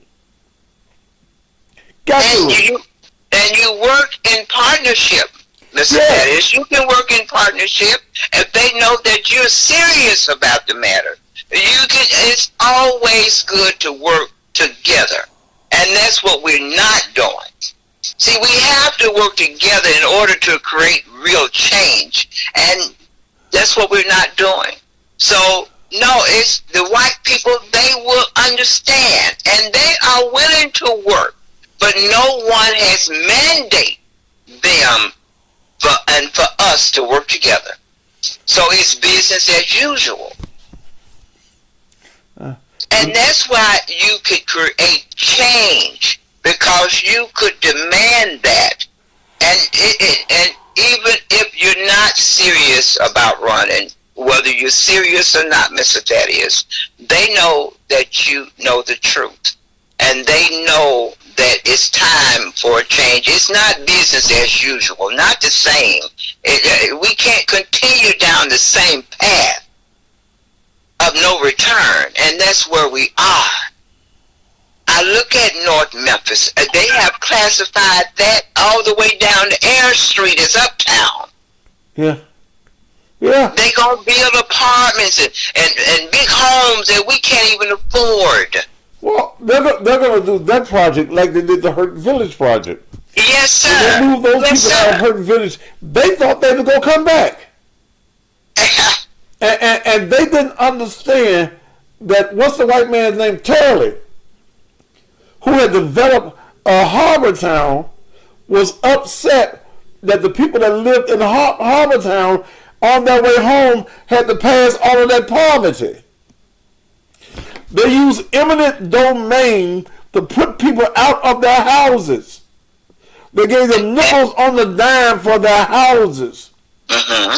And our black council, and we had a black mayor at that time, did not stand up and say, hell no, we ain't gonna do this. And see, we can't blame Mr. Turley. We can't blame if he made that decision and our council and mayor agreed on that decision, then that's where the blame lies, Mr. Thaddeus. That's where it lies, and that's what they're doing all the way down to Arizona. They're getting ready to do the exact same thing. Yes. Because that expressway, right there at Jackson, and they having to look at that poverty going back toward downtown. So they talking about making that a two-way lane. Put flowers in the center. They put flowers in the center, yes, sir. And so we allow this, but yet they use our tax dollars, and the majority of African Americans can't even afford the rent or to purchase a home. The average rent, $1,200. Yeah. That's if you get a bedroom. So we allow this, and no one is standing up. It's okay. Y'all go head on. And no, it's not right. But I don't blame Mr. Turley. No, sir. If I had the money that he had, I would do it too if they allow it. That's where change come in at. That's what I say when I say create change. And let them know you're willing to work with them. You don't dismiss no race of people. You're willing to work with them. We can do this together. But my people are going to be involved. Yeah. Ms. Lucille, I got to let you go. Yes, sir. Thank you. I enjoyed it, Mr. Thaddeus. Thank you. Look, we didn't talk 52 minutes, but it's been a very powerful conversation and a lot of history. Yes, sir. Has went forth tonight. And you know, if you need me at any time, you know how to reach me. Yes, sir. I thank you so much, Mr. Thaddeus. Thank you. And I thank you for your warrior spirit. I do. Thank you, sir. Thank you, Ms. Lucille. Okay. Bye-bye. And that's Mr. Lucille Catron, and she didn't fought the fight. But do you understand what I mean now when I talk about black cowards in City Hall? Black men and women on the council who will not stand up for right. My prediction is after C.J. Davis, who is not qualified to be our police director,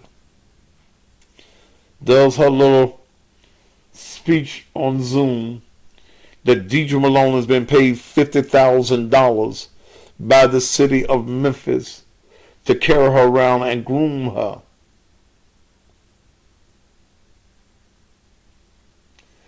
That the city council members will say, like that weak-ass Cheyenne Johnson, who's already saying, well, the mayor has the right to choose who he wants. He does, but you have the right to question him, and if this is not the right choice and the best choice for Memphis, you say, hell no, find you somebody else. But all of them Negroes, watch what I tell you, they would turn coat. They will not ask the tough questions. And she will go into office as the director of the police. A change must happen in Memphis, Tennessee. Change must happen in Memphis, Tennessee.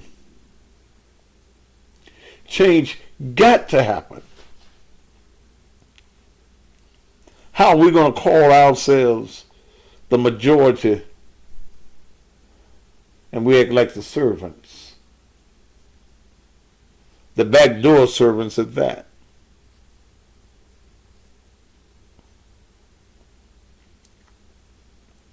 We must fight. And y'all timing out on Zoom, but I'm going to bring y'all back.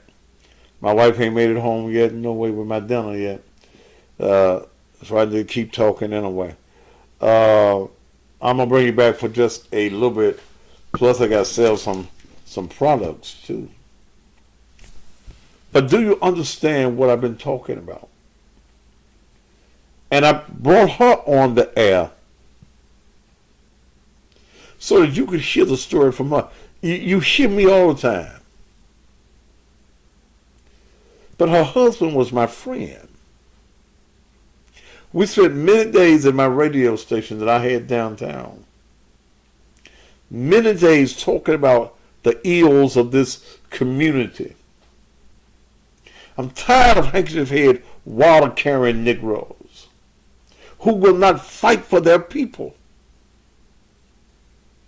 Yes, I talk about y'all lazy asses. Get up off your asses and let's make a change in this city. You don't demand nothing from leadership.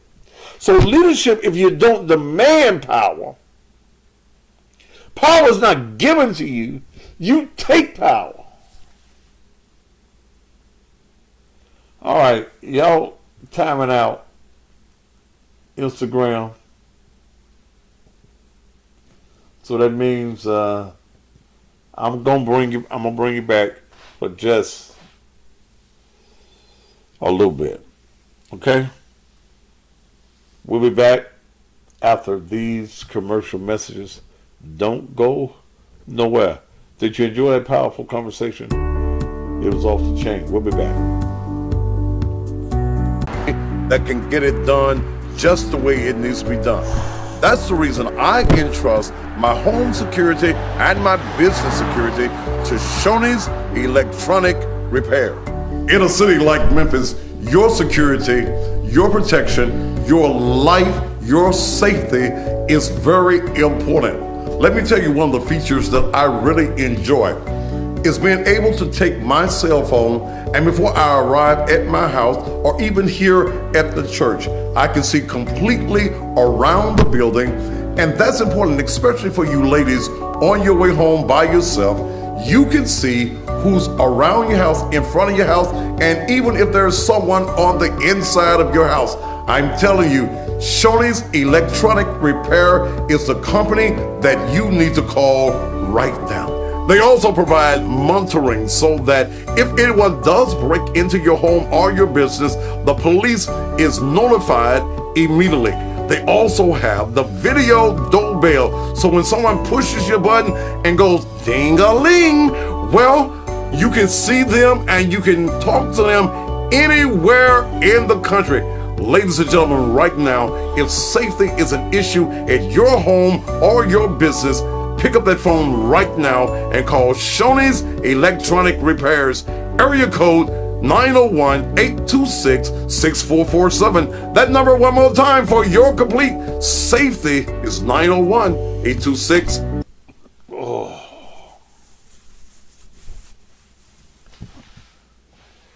All right, I am back. Thank you all for coming on back with me. Miss Lucille was on for almost an hour. But the things that she said, you all need to hear. Because some of you would not have believed me. You thought I was just making up that the city of Memphis went after her husband in a coma.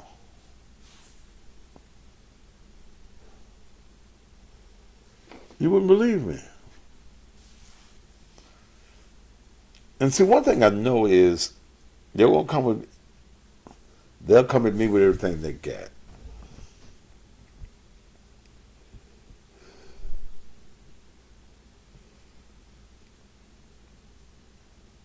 And I have to prepare my wife for this. I'm used to motherfuckers coming at me.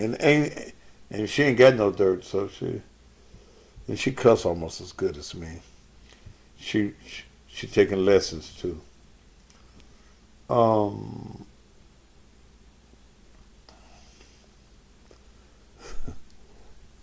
I just see some things. But I'm in God's hands. I'm in God's care. And the election is 2023.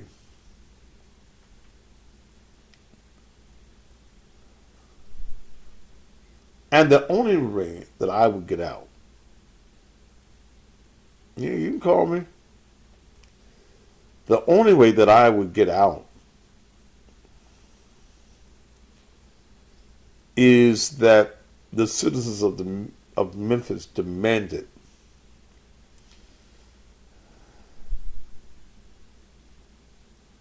one person to run,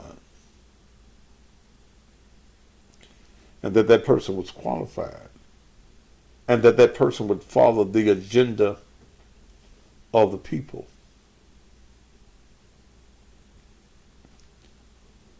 But the first day I was in office, I would do away with the misery of Beale Street. It would have to end. This city would have to pay the Black Business Association. There is nobody's name on the roll whose name is as big as mine. Whether you like me or not. And most of you don't even know why you don't like me. Some say it's because I cuss. And I ain't gonna stop cussing. I'm 64. I've been cussing a long time. But I do know how to intelligently enunciate, project, and intellectually have a conversation. But when you cross paths, then you become a motherfucker in City Hall.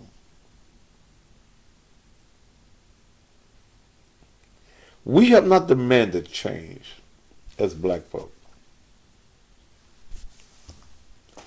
We keep electing black folk because, first of all, they're black, and because they give us that bullshit lie that they finna do us better. They finna treat us better than everybody else.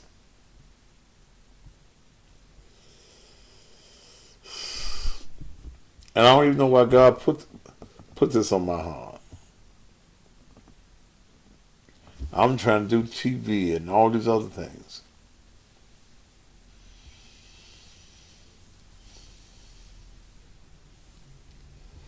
But there's too many cowards with black faces.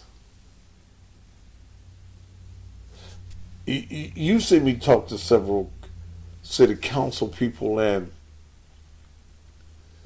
how they dance with me.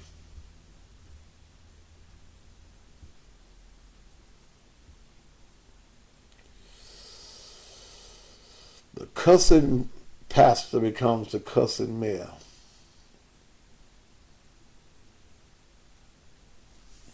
I think I still say the cussing pastor, who is the mayor.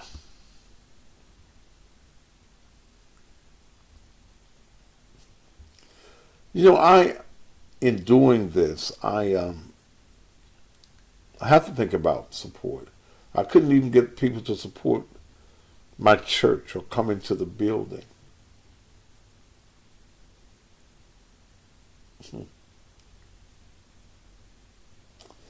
Even the people I fed and the people I buried, they're dead. I can only get a crowd into church when I was giving away something. 40, 50 bicycles and toys and all this stuff. So I have to wonder,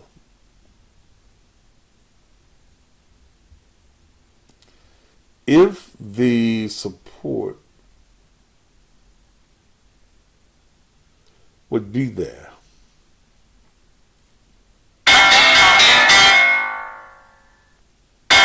See, I ain't saying anybody call me yet. I'm going to take this one. What up, this Junior? That's a fool. No, that's a fool.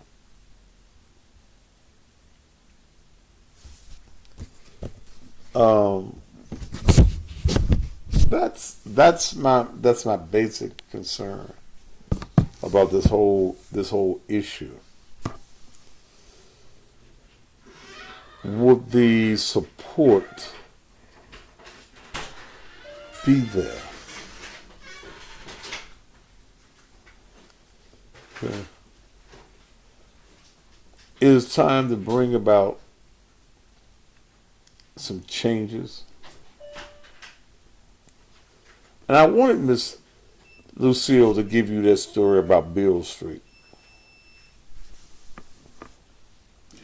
to let you know that the low down cowards in the black faces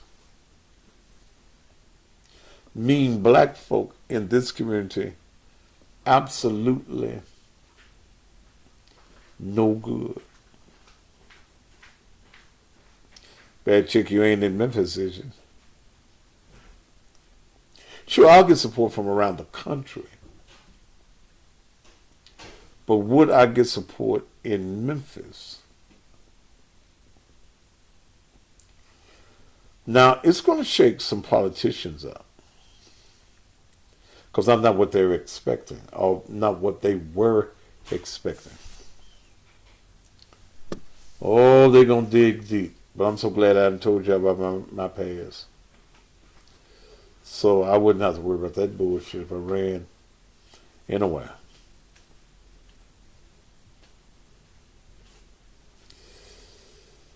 Yeah, I remember the crowds I used to draw on Beale Street, Miss Lucille.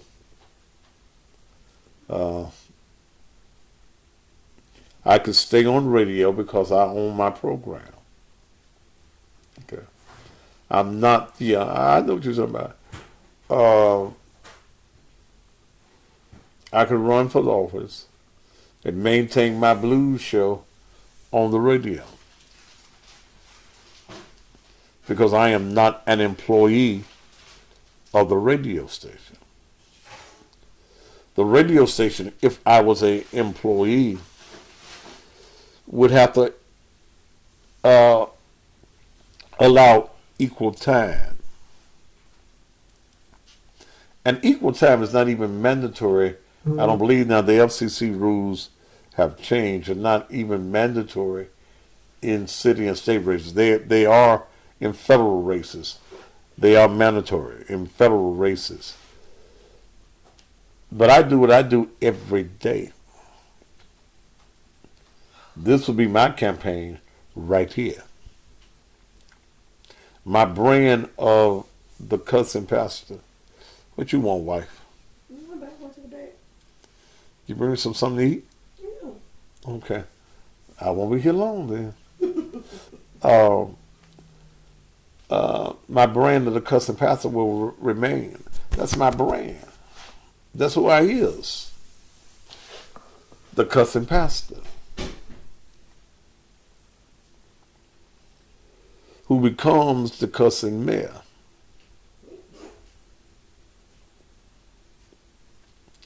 And when people ask me about my past, Mr. Matthews, what about your past? Well, sir, Jesus forgave, so fuck you. It'd be classic. It'd be some. They have to beat me on a lot of interviews. They're going to ask me that dumb shit. I remember when they had me on that bullshit ass charge that I beat.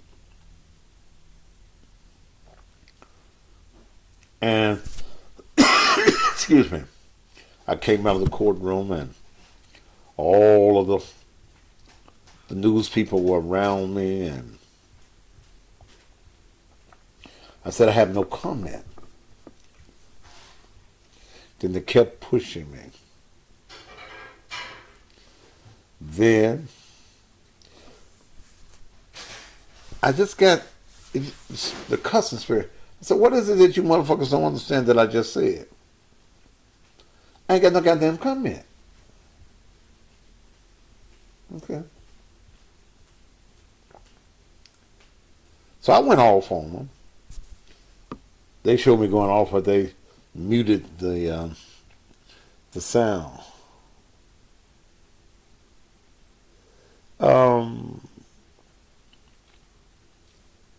The more and more I talk about this thing, I had my art guy that does my art stuff for me. So make me a little sign. Let me see what it looks like. But I think that I've got greater name recognition. See, greater name recognition is money. If I was Joe Louis Jones, oh, that's Bobby O.J. in it. Them pastors, well, I don't expect to get no support from pastors. I don't. They ain't got but one vote. And some of the pastors don't even live in the city of Memphis. You get to live in Memphis proper. So I got to make sure now that whatever house I get, I'm in the city of Memphis. If I run for mayor,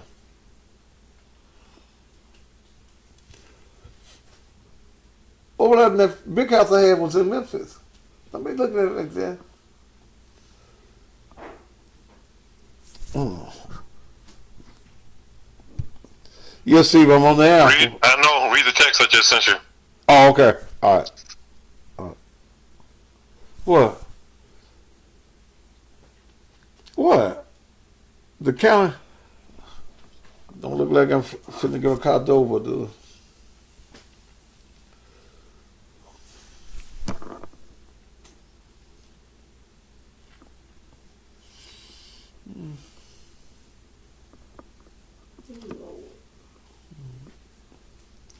Anyway.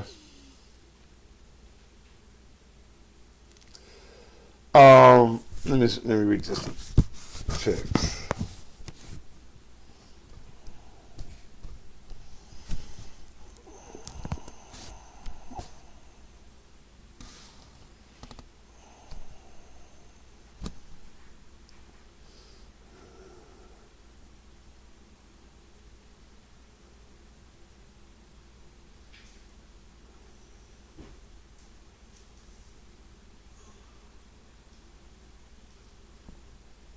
I mean, you know I'm about to read this when I go there. That writing's so little.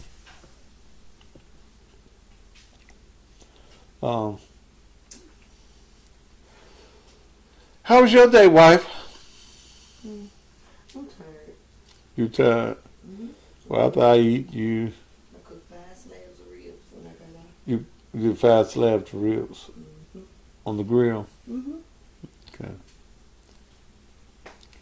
Yeah. Yeah. Steve, you know I'm about to read this when I get off. There, shit. I can see that shit.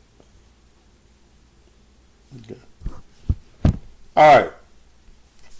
So we just do what we gotta do. We just make it happen.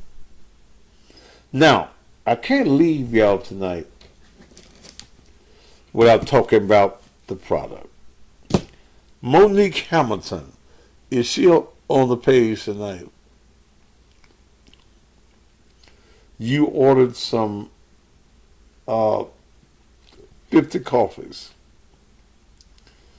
and you were complaining that you had not received them. Now, we have a copy, a picture of the package and the post office tracking number and everything that they put on the package. Now, you're a great listener, and one of the things I have to explain to you about the post office is that they no longer send your packages through the machinery. Everything is hand scan, and they're missing some. Because you ordered 50, here's what I'm gonna do for you. In fact, you send me a text, and I'm gonna tell you what I'm going to do for you, as far as that is concerned. But I want to share with each and every one of you that order product from this night forward.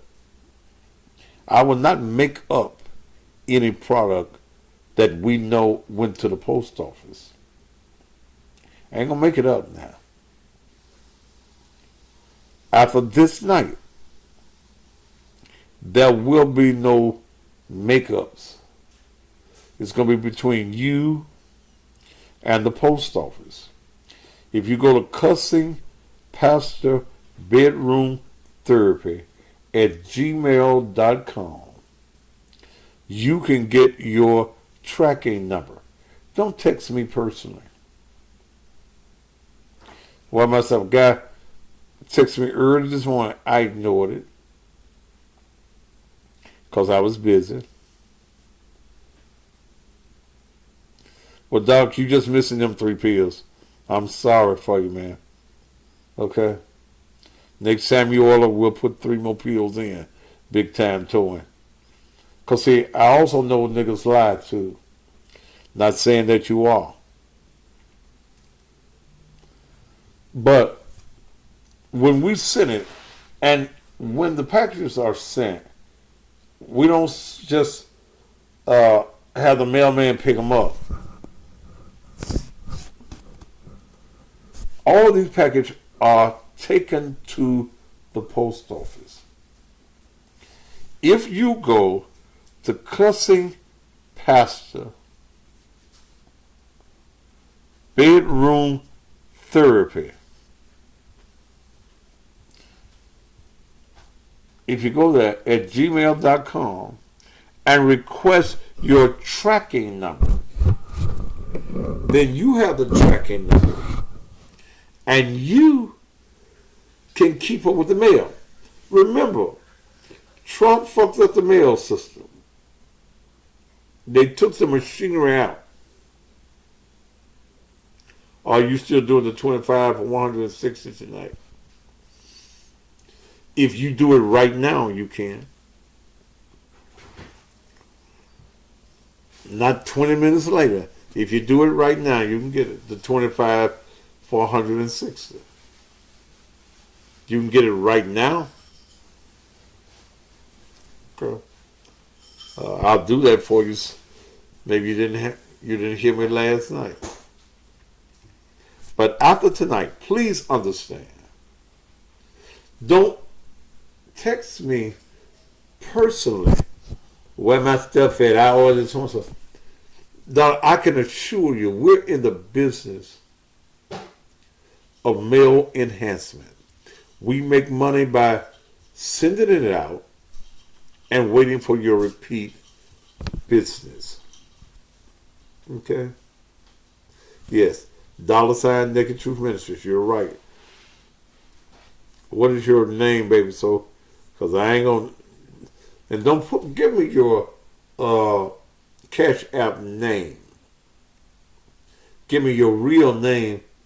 You know, this Sister Brom Queasy. No, baby, give me your name. And make sure in the app that you put your mailing address. But like I was saying about this brother this morning, early this morning, I'm on the radio, and I see his email. I didn't answer. Then later on this afternoon, that's all right. What's that? Maybe some tank undershirt for both. Oh, okay. So nice. You bought some drawers and some t-shirts this week. I wear drawers till they get old. He got his today. Different areas of the country, your mailing cycle is different. Okay. But everybody that sends some money, your order goes out. Okay. Your order goes out. After tonight, I'm going to take care of Miss Hamilton because she's normally on the site every day. I don't see her today. And she purchased 50. Now, if you purchase 5, now, okay, come on. Wait on the mailman. Or go down there and see the postmaster and take care of it. Okay. 60 for 5. I'll do it tonight since the lady asked. Let me see if she sent me some money yet.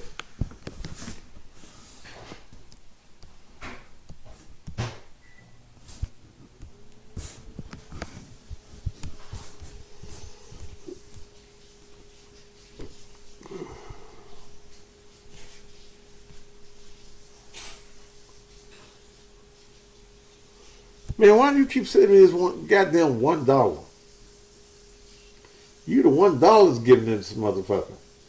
But he did spend some money. You purchased 30. Did you get your 30? Okay. You only got 27. Doc, I'm not finna send you no 3 pills. When you order again, I'll put 3 extra pills. Do you think I'm gonna pay for postage for 3 goddamn pills? Come on, brother. I'm not gonna do that. And if you don't buy no more, you don't. But I'm not gonna pay $10 worth of postage for your pills, brother. When you order again, I'll put your 3 pills in there. Shit.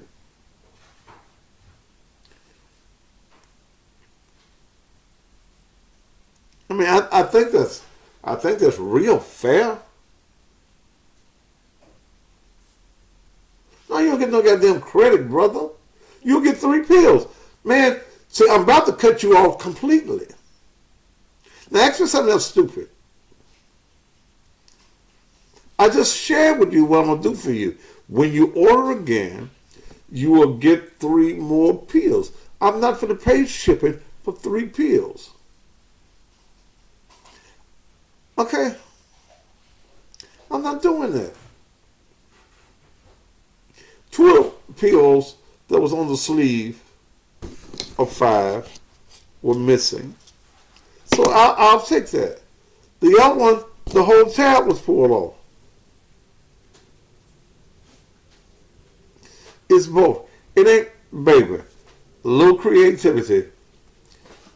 It's coffee and it's capsules. Okay? Go to the website. Go to my Cash App. Send me some Montees. Shit. Shit. That was your second order, brother. You ought to have some dicks, but you're probably selling them. Okay. Damn.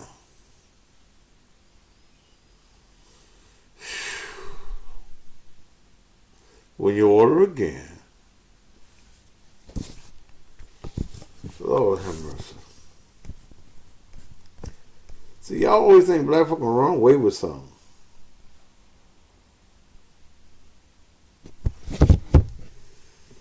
Okay? Send me some money.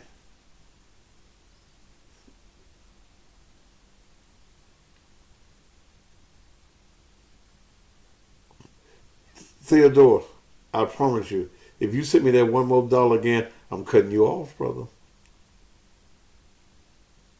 I'm not a dollar nigga, so shit. Don't send me no $1 goddamn dollar. Now you gonna sell another one. You won't get no more product. I ain't who you want to play with.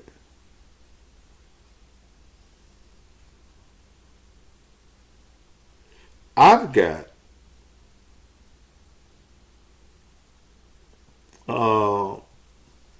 what's going to make you have an erection again?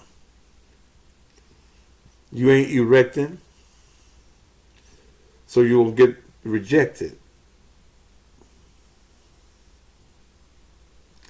Your woman ain't gonna love you no more. She may tolerate you, put up with you. Yes, Mr. Leon Harris, I got yours. I got you $160. Monica got $160. All right, Monique. We're gonna resend yours this time because you bought 50. I'm gonna do that for you.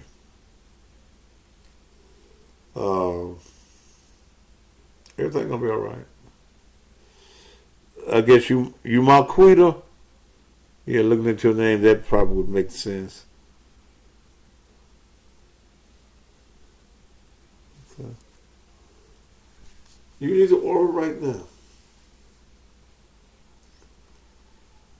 You need to order right now. This product is booming. It's booming all around the country. We are now in the Caribbean, or where the Caribbean people be.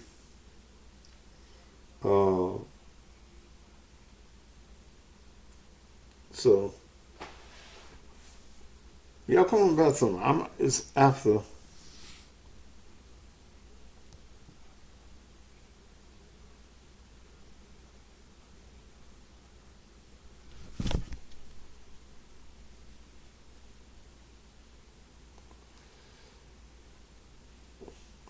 Well, I think we already got your address, baby.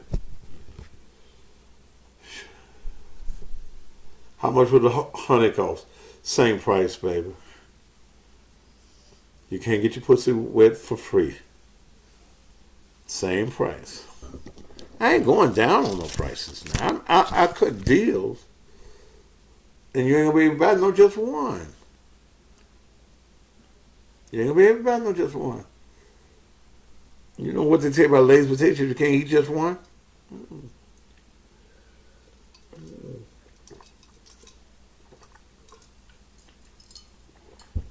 All right, phone lines are open. I ain't talking about it tonight, but that was such an interesting conversation that I had.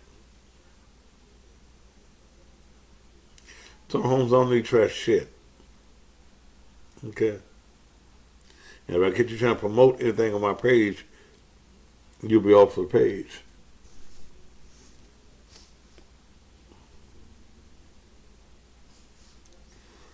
That's what you do, Theodore. Order some more.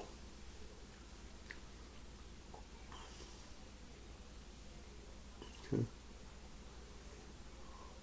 Come on, ladies. You know your man ain't pleasing you.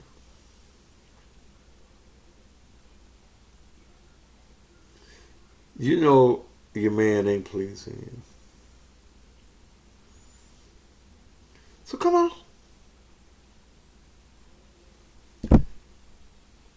I'm going to have 100 for the men and the women.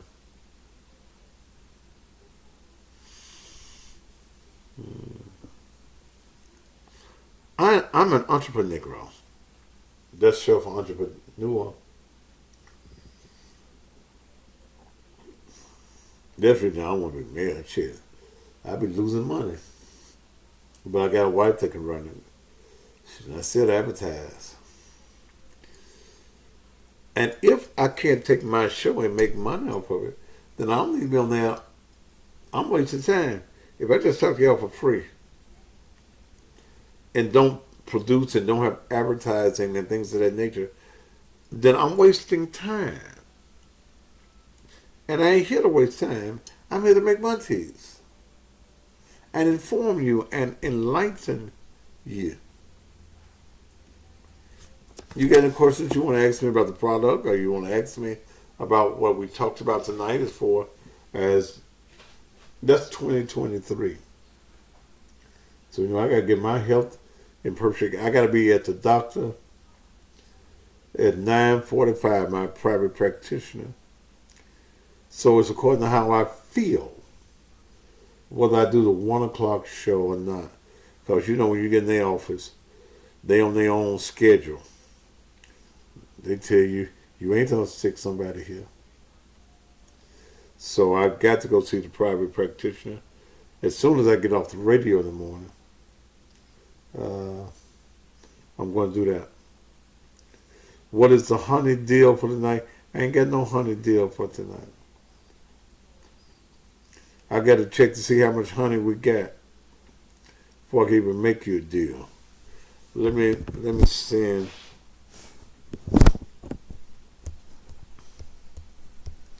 Let me send a message. See, I know you selling it. So if you selling it, brother, have some money. You can't buy no 30. Cause I know Big Time Towing, you in the business now. I can figure out what you're doing. You selling. So unless you prepared to get 50 to 100, brother, that's when you're crying over them 3 little pills.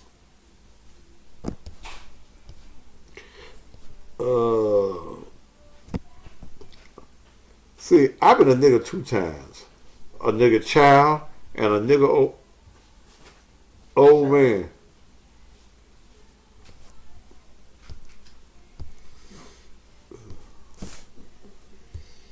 See, I ain't do everything with a nigga but blow some breath in him.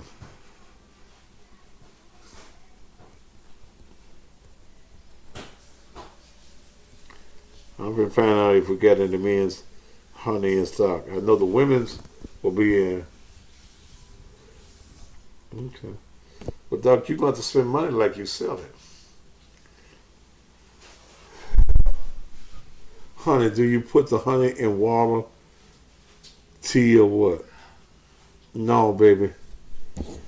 You open up the patch and stick it down your throat. I'm sure you know how to do that. And suck the ingredients out.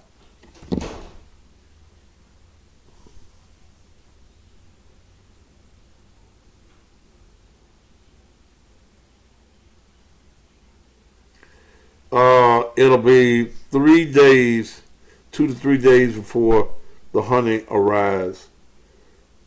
Okay?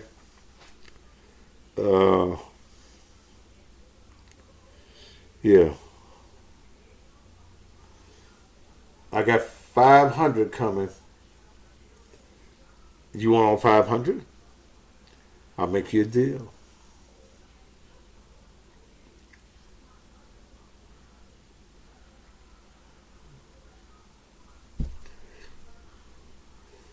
Plenty of honey to sell. That's what I'm getting the message now. Plenty of honey to sell. The honey lady, what will the honey do for you? It'll make you hot. No, Doc, with the numbers on the honey, you got to tell me how much you want. That's how I come up with numbers, brother. Because everything runs just like the coffee. And the capsules. I make deals on quantity. I don't talk numbers without some, you tell me what you want. And once I take it, that's it. Big Time Towing.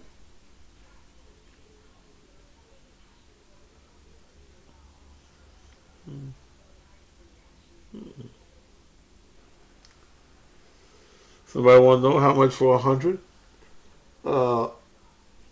100 is going to cost you $650. Tony Holmes, if you send me 500 right now, you can get it for 500.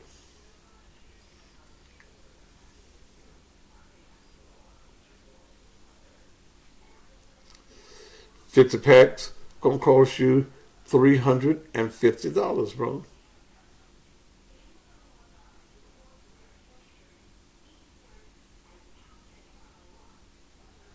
Okay. Show just gone. What you mean show just gone? This is a show, baby. I gave you a show for 2 hours. of nothing but business and issues. I'm waiting on my order before I go back to the Navy base Friday. Okay. I don't know what to tell you. How do you order the capsules? Same way you... Ooh. A mind's a terrible thing to waste.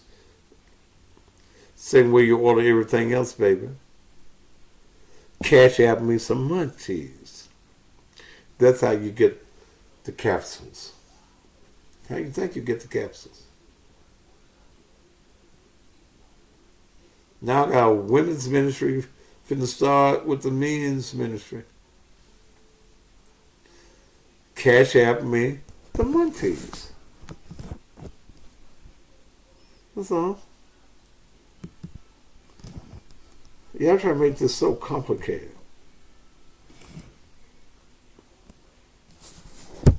I can do $7 a pack. No, you can do what the fuck I said, brother. Okay?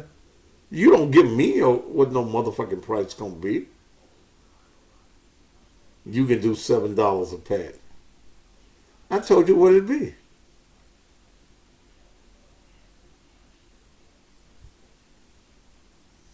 Okay? It's gonna whatever it is. Don't tell me what you're gonna give me. I'm gonna give you what did I just tell you? Okay? Because brother, I'll cut you off. I'll say you ain't gonna get shit. And please understand that.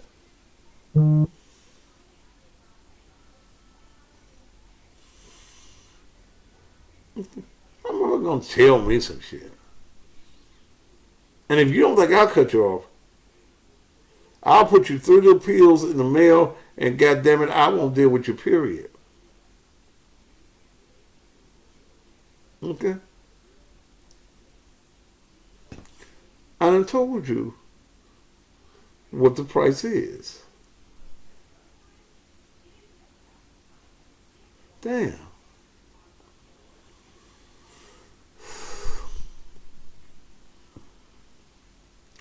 All you do is send me the $350. Don't tell me you ain't gotta break it down. I'm the breaker downer.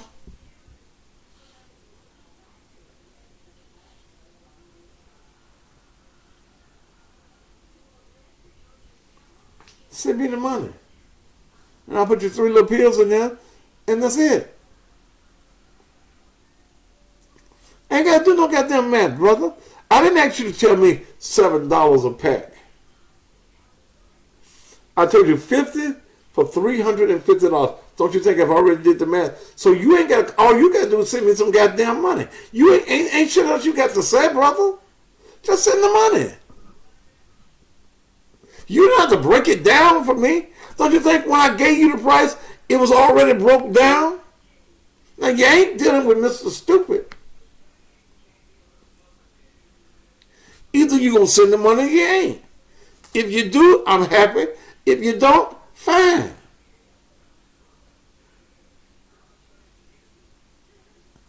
Damn. You're doing business with black peoples. Just send the munchies.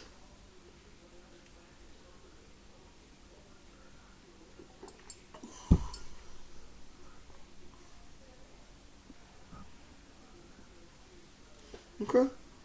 Just send me the munchies. 5 is 60. Okay? 5 is 60. If that's what you want, then do it.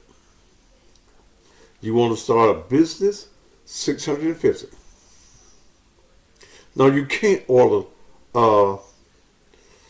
car. Y'all can order that shit straight from the people who make it. I'll post a number and address on his page tomorrow. You can't post shit on my motherfucker. Let me tell you something, motherfucker. First of all, you can't go around me. And Carl said, I'm finna block you from the page. You ain't gonna be able to post shit on my page. The person I was just talking to on the phone is the person that makes it, is the owner of the company. So you can't go around me, brother, and order it straight from the people who make it. Because when you buy it from them, you're going to pay a higher price than what you're paying me. Motherfucker. How a motherfucker going to come on my page and about, y'all can order that shit straight from the people who make it? Not the shit I got. See, the guy I work with, we don't work that way. You can't go around me, motherfucker. And you gone, brother, and you can't never come back on my page.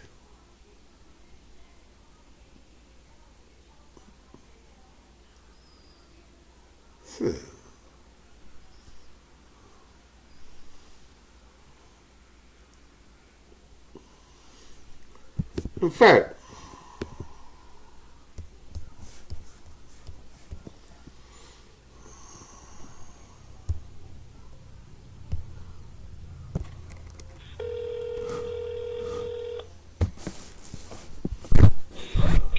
Hey, did you hear that motherfucker talking about he gonna go yeah, around? he's gone. He's gone. That's coming from me. Shit. He damn sure can't bypass me. Shit.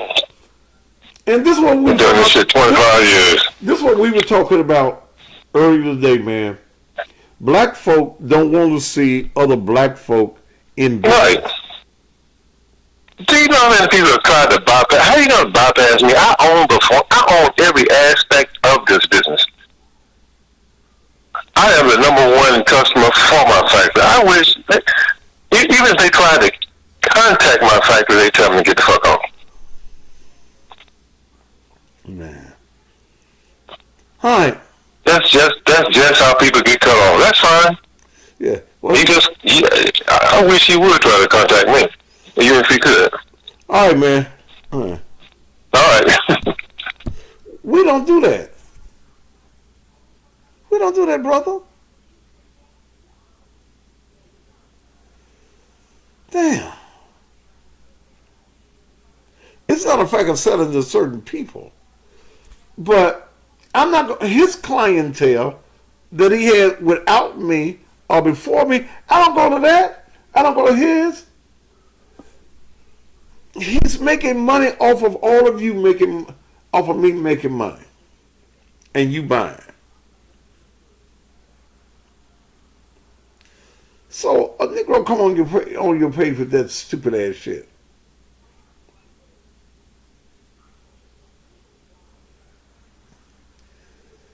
What is made at is not even in this country.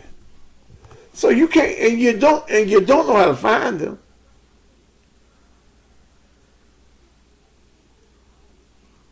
Boy, ain't we some motherfuckers? And we just talked about that dealing with issues. And the reason that the black community is in the shape that it's in is ignorant ass niggas like that.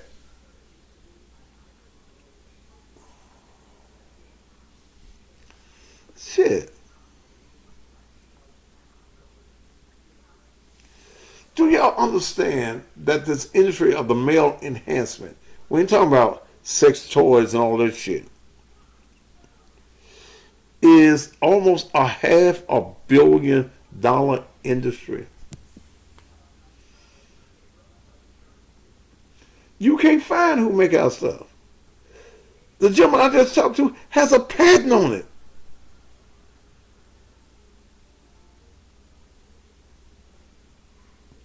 Then what was that? I'm gonna post where you can get it direct. That was direct that I was just talking to on the phone.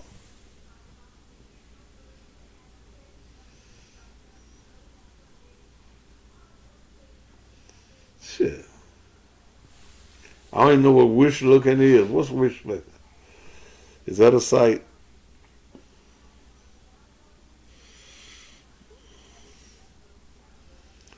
Yeah.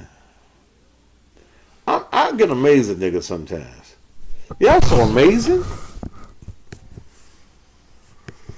There ain't none of y'all named Grace.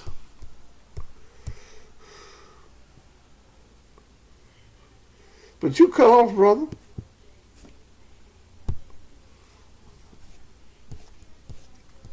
See, first of all, please understand, we sell a product, but we will not be dictated to.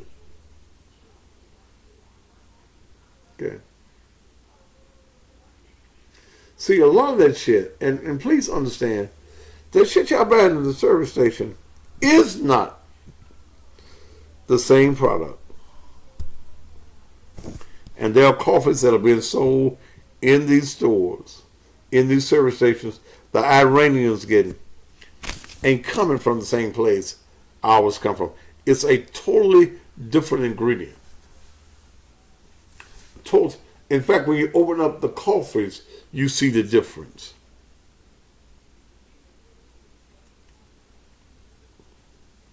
Why can't Negro just say, hey man, I'm glad you came up with something, it's helping my issue? Why can't Negro just do that?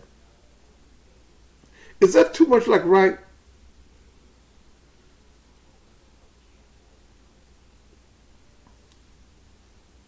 Seriously, is that too much for us to be happy that we have a business enterprise and we got a business mind? Is that too much? Can you talk about the coffee? What you want to say about the coffee, brother? I've told you that this is an herb. Do you know Moses and Solomon and David back in the Bible? Solomon had 1,000 women. What do you think he was using? Okay. They were using herbs. This is not a pharmaceutical. This is an herb. This is what God put in the ground to keep it hard. God did that. We just captured the formula. We own the patent of the gentleman that I was talking to, owns a patent on this.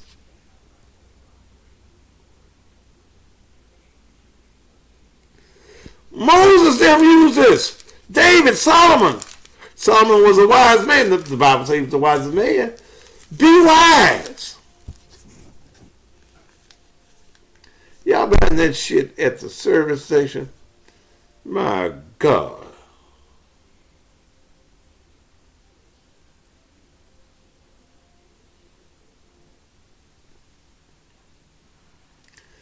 Doc, if you don't, in big time tone, you don't send the money tonight.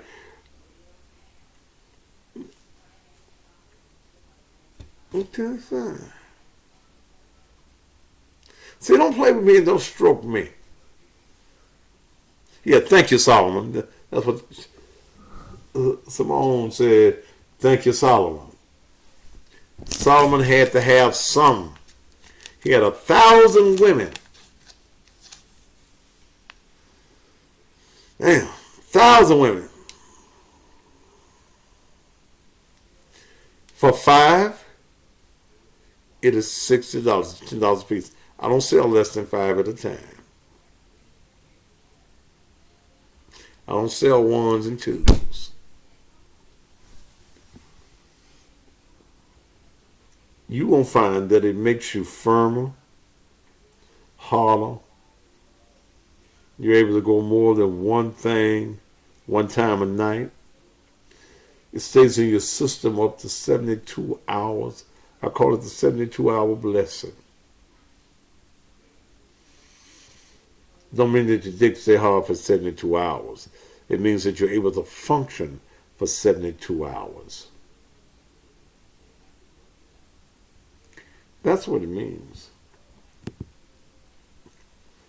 The lady that got it for the 160 for the 25, I won't do it tomorrow night because I can give everybody a chance. So when I get ready to go off the air, and I'm going off the air, it's 9:48, 10 o'clock, I'll be gone. You need to go and make your order. Unless you're ordering for the 5, it's $60.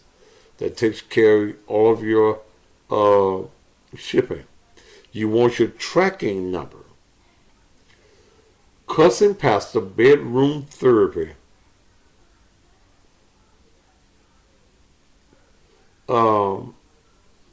At gmail.com. Pastor, would you sell 10 honey and sell 10, have honey and have coffee? Yeah. Send me $110. That take care of the postage. Now this is honey for men now. I ain't got the honey for the women yet.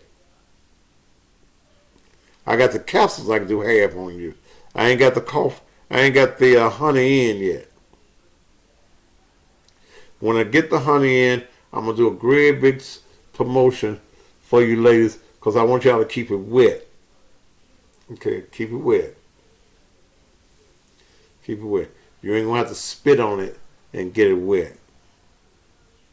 Okay. So I ain't got the honey tonight to send to you. Okay. But I want everybody. I'm gonna go in just a few minutes. In just a few minutes. I need to eat. I gotta put some music together for the blues show in the morning.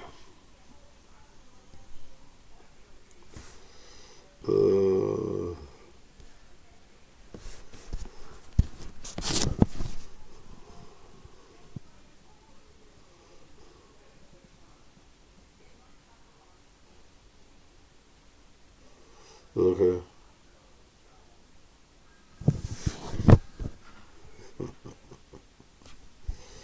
Okay. Oh, someone said I've used a whole bottle of KY jelly. Yeah, you know, you need some men got to spit on it to get it wet, cause you know your moisture holes and then dried up or whatever they call them things where you know it get wet at it's then dried up. Okay. Ain't no ease. You don't know anal ease on your pussy, do you? But I guess if it worked for one hole, it worked for another. Hole ain't nothing but a hole, is it? Ooh. All right. Come on, finna go. I'm finna go.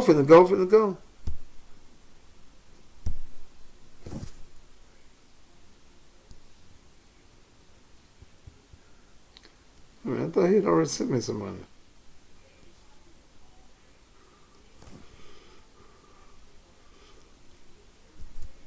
Leon Harris, you said some more money? Let me make sure it's the same Leon Harris.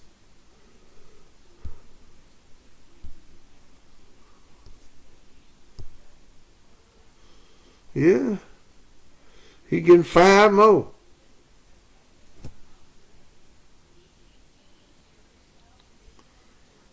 He's smart. But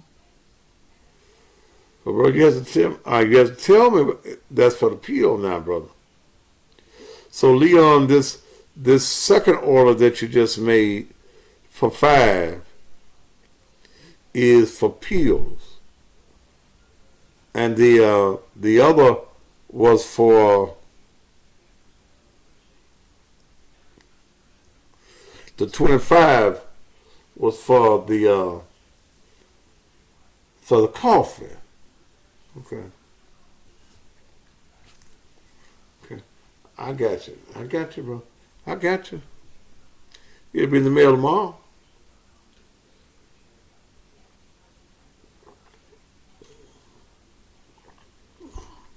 Yeah. No, you ain't gonna put your pussy in retirement, is your girl. You better get you some of this honey when it come out. Okay. And you guys are selling it. I don't mind selling. That's what I want you to do. So you have a reason to buy some more. But we ain't gonna play no games now.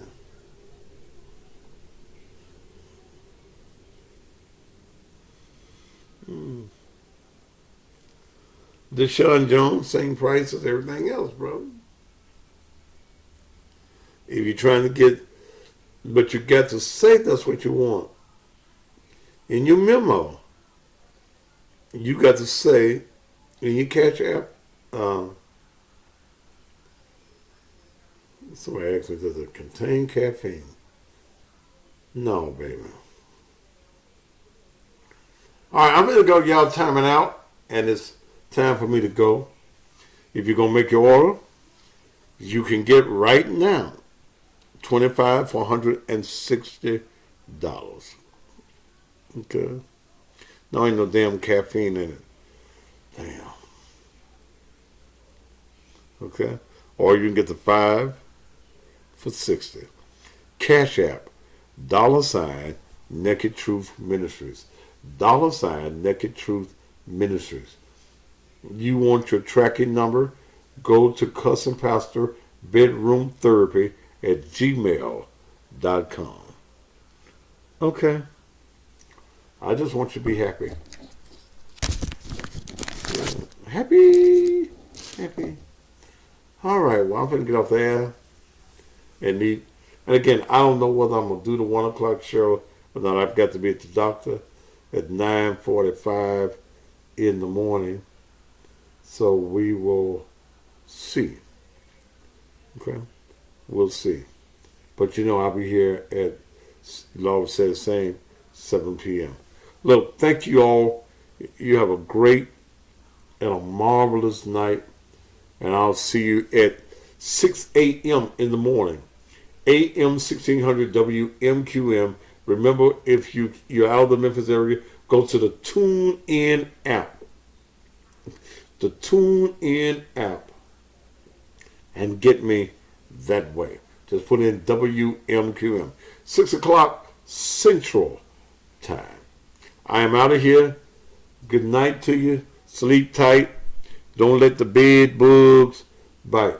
Or the roaches either. Whatever your pet happens to be. Good night.